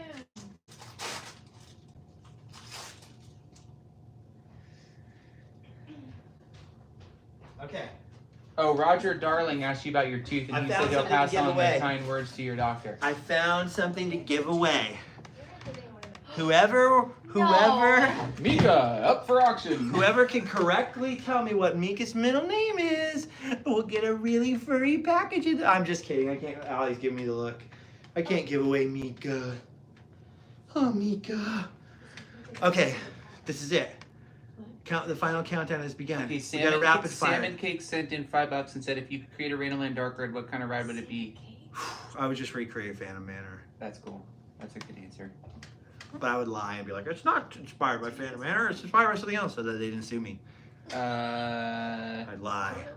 And I'd cheat and I'd steal. So it better not give me the option. That's not a question. Somebody asked if you're excited about Jeff Bridges returning for Tron 3, which is a hilarious question because I didn't even know they were making a Tron 3. They're making a Tron 3? Jeff Bridges is back in Tron 3. We can't wait. I think Tron is a generational thing, and I was too young. I'm too young and too old for Tron. I'm too young and too old. Not a big fan of Tron. Boring. The first Tron's so boring, and I heard the second one's really good, but I just don't care enough. Isn't Jared Leto in the new one? I don't. What is he Jared not in right Leto? now? Okay, what else? I saw some more. Okay, well, we gotta do the thing for the beanie. Okay, I'll come up with that. You ask me questions. I'm trying to read questions. Okay, Atkins TCF Come up with the 25 question said first. if Hollywood ever made a movie about you. What's Mika's middle name, Boo? But Mika doesn't have a middle name. That's why it was funny. That's what we're trying to figure Justin, out. Mika somebody Boo. sent $20 and Atkins That's why it's funny, isn't CFD it? 25 and said if Hollywood It's ever made a funny. movie about your life, who would you want to play? Jared Leto, go. Who would I want to play Jared Leto? No, He can play himself. No, who would I you want to play me? you in a Oh. movie that Hollywood made about your life? I'm saying Jared Leto or Jeff Bridges right now. I'm saying both of them. Together. No, at separate times. Okay. No, we'll do one of those things with the Heath Ledger when he died, and then I got all these people to play Bob Dylan and different things. We'll do Okay. that. We'll have a bunch of people play me. I know into my that. answer would be Paul Rubens, but he's gone. I'm into that. Okay. No. Now I'm sad. I want Paul Rubens back. Busman's in the house still. Busman 101. Go find Busman's channel and watch him unbox some saline. Time well spent. Also, shout out to Raymond Castile's Basement of Horror. Please, if you like monsters, old monster movies, and you like monster toys and collectibles, only if you like both of those things, look up Raymond Castile, Castile's Basement of Horror. Basement of Horror. Okay. Okay, I really have to go. how because did you and Allie meet? This is maybe the last That's too much of a question. long question. But if you go on my Instagram and there's a little thing like the highlights, it says love story, and I explain exactly how I met Allie. She stalked me. This is true. I'm not exaggerating. She kind of stalked me, a little low key stalked me, and then she was like, "You should come visit me and hang out." And I'm like, going through a divorce, and I don't have any friends, and I'm kind of a loser right now. Just visit me. It's cool. I don't like my boyfriend. He's rude. And she slowly, somehow it went from like, well, she's my friend, and then she was visiting me in my house, and then we were dating somehow, and then somehow she was living in my house. She's just been around. She knows what she's doing. Justin and Ray are in the chat. She's cute. He says, nice, Galuccios! nice googly eyes. What's everybody saying? There's so many things coming by. Okay, hold on. Maybe I should grab it. This is what I'll do. I'll go hands-free or whatever. Hands Explorizo full. sent me his email. Okay, good. Explorizo. Okay, I got it. We're on the move now. What does it take for you to truly do your duty? Doing things for pure intentions. Sincerity. Put all the sincerity in. Keep your manners in. Do it for altruistic reasons. Do nice things. And you got to make money. You've got to take care of your family, but try and put as much of your actual real heart in it as you can. Reamer, Allie, Disneyland, and you. Well, Brian, it was spelled weird, so I don't know what you're trying to say. The final push, what is your favorite cereal? Definitely not the Ralston Batman 1989 cereal. That was gross. When will I go back to Enchanted Forest? As soon as I possibly can. What happened to Dapper Day? I don't know. It still happens. They didn't like Mr. Dapper, so I don't do Dapper Day anymore because they hated him, and they wouldn't let us do the Dapper Day Expo. And I couldn't run around during Dapper Day because we would get mobbed and have like a line and take pictures with people. And they hated Mr. Dapper. So I was like, well, you guys hate Mr. Dapper. Then Mr. Dapper is going to disappear, and there won't be any more Dapper Day videos from me. Favorite Route 66 location? Maybe the Blue Whale Catoosa or the Roadrunner Motel. I don't know who Rick Vaughn is. I don't need these glasses anymore. Yes, I do, because I got to read the comments. What? My son Ryan still has your hat you gave him in Walt Disney World in 2017. He always dressed like you made the end of a video. That's awesome. Ryan, shout out to Ryan. Please come to Santa Cruz. I should go to Santa Cruz. Last time I was there, I was with Allie and her family, and it was a very weird day. Favorite memory over the last 10 years of Randomland is all the times I get to meet people. Whenever we get to do the meetup things and get to meet people and all that stuff, that's super awesome. Any chance of podcasts being released more? Yeah, we need to do more podcasts. We're just waiting for George. George is always busy because it's Stanley Cup season, and George works with the Anaheim Ducks, and he works security, and he gets to work in a little special players club, and he doesn't have any time for anybody because he's too cool for school because he works with the Ducks. Oh, I gotta go with the Ducks, but he can't hang out with you guys. Hot George. Take that, George. Take that, George. Crazy memory from Brookhurst and Ball, dude. You can't talk about those memories. Those aren't family. Those aren't family-friendly memories. You can't talk about Brookhurst and Ball, but you can listen to a song about it. You know, it's called Anaheim. It's on At Half Mast by The Scarred. Check out The Scarred. Shout out to my band. I've never done that. I've never done that in all the years of YouTube videos. Like, check out my band. We got my new CD up on the tunes on the spot of Shopify with the tunes on the spot. What's it called? What are the music things called? Where do you listen to music? iTunes? iTunes, Spotify. Apple Music? Pandora. No one uses CDs. Pandora anymore? Okay. Probably not Pandora, but those other things. Thank you for your hard work. Thank you for noticing that I'm working very hard. Exoticon. Someone wants me to spell it. EXOITKON. Let me get a paper. I will write it for you. What time is it? What time is it? 11:45. Oh no! Okay, well I still have like 5 minutes. That's okay. But I was worried. I was like, oh no, it's probably 12:29. Okay, Exoticon. Exoticon. What is it? What's birthday? March 25th. I do not relate to zodiac signs. Somebody said zodiac is racism for girls. And I thought, the more you think about that, the more it makes sense. Alex gets it. She's laughing. Allie likes it, but I don't like it. I don't get it. I just don't get it. Okay, happy birthday to Allie. Happy birthday to me. I'm just supporting you, babe. Everyone say happy birthday to me, even though it's not my birthday. Support me by saying it's my birthday. Happy birthday. Dude, we have a friend who had a terrible boyfriend, and she went, and all she wanted was to go to Disneyland on her birthday. She didn't have a lot of money and everything, and she worked really hard. She's like a single mom, and she had this boyfriend, and she took care of the boyfriend, I think, and I don't think he got a job or anything. And she went to Disneyland. Apparently, I'm hearing the story, from someone else, but she went to Disneyland and she got a little happy birthday button. And then this guy was like, I'm going to get one too, because my birthday's in a couple weeks. He's like, I'm supporting you, babe. And everywhere he went, he's like, and all the cast members were like, oh, happy birthday to him. And he just like, thanks. Never like, well, it's actually my girlfriend's birthday. And it was on the day of her birthday. Poor girl. So happy birthday to her. She knows who she is. Anyway, that's it. I've got to go. I want to say some things before I go. So I can't answer any more questions. If there's any last second really important one, maybe Tyler will let me know. You keep looking. I'm looking. I just want to say, Tina says congrats on the book. oh, I love you, Antina. I just want to say, because I don't know when I'm going to be able to do this again, but I'll try and do it again. Oh, what's the first Randomland episode you ever saw? What's the first Randomland episode you ever saw? And I'm going to write down an episode, and no, you think of an episode. Okay. If that's the episode that you say, you'll win this beanie, and Tyler will contact you. No, just say your first episode you ever watched or your favorite episode, and then if it's the one Tyler's thinking of, write it down. Write it down so it's fair. Write it down. He doesn't know, he doesn't watch you. Tyler watches every single one. Okay, here's what I want to say really fast. I really, really, really appreciate every single person who bought one of these or who buys one in the future, gives it to a friend, puts it in a public restroom, a library. I really, really, really want to thank you for watching the videos, especially because I do get sick all the time. I'm a little bit stressed out and worried. I'm not going to lie to you about whatever's been going on with me. Bleeding internally for 9 months is not the greatest thing in the world, and it's gotten worse, which is why it's now a problem. Maybe it'll be something really simple. It'll be a really simple procedure and everything's fine. The hard thing, same thing. So I've been having that going on. We've been having to ship thousands of books.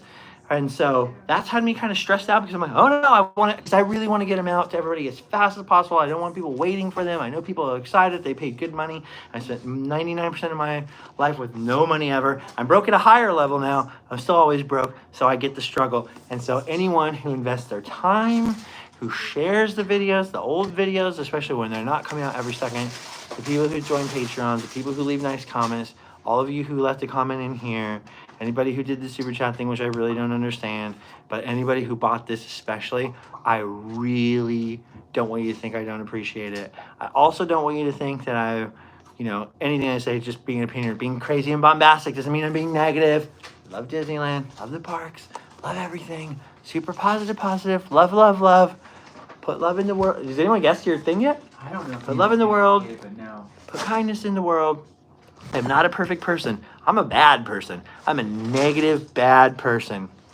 I get really grumpy. I have all these struggles. I get sick. I freaking get all kind.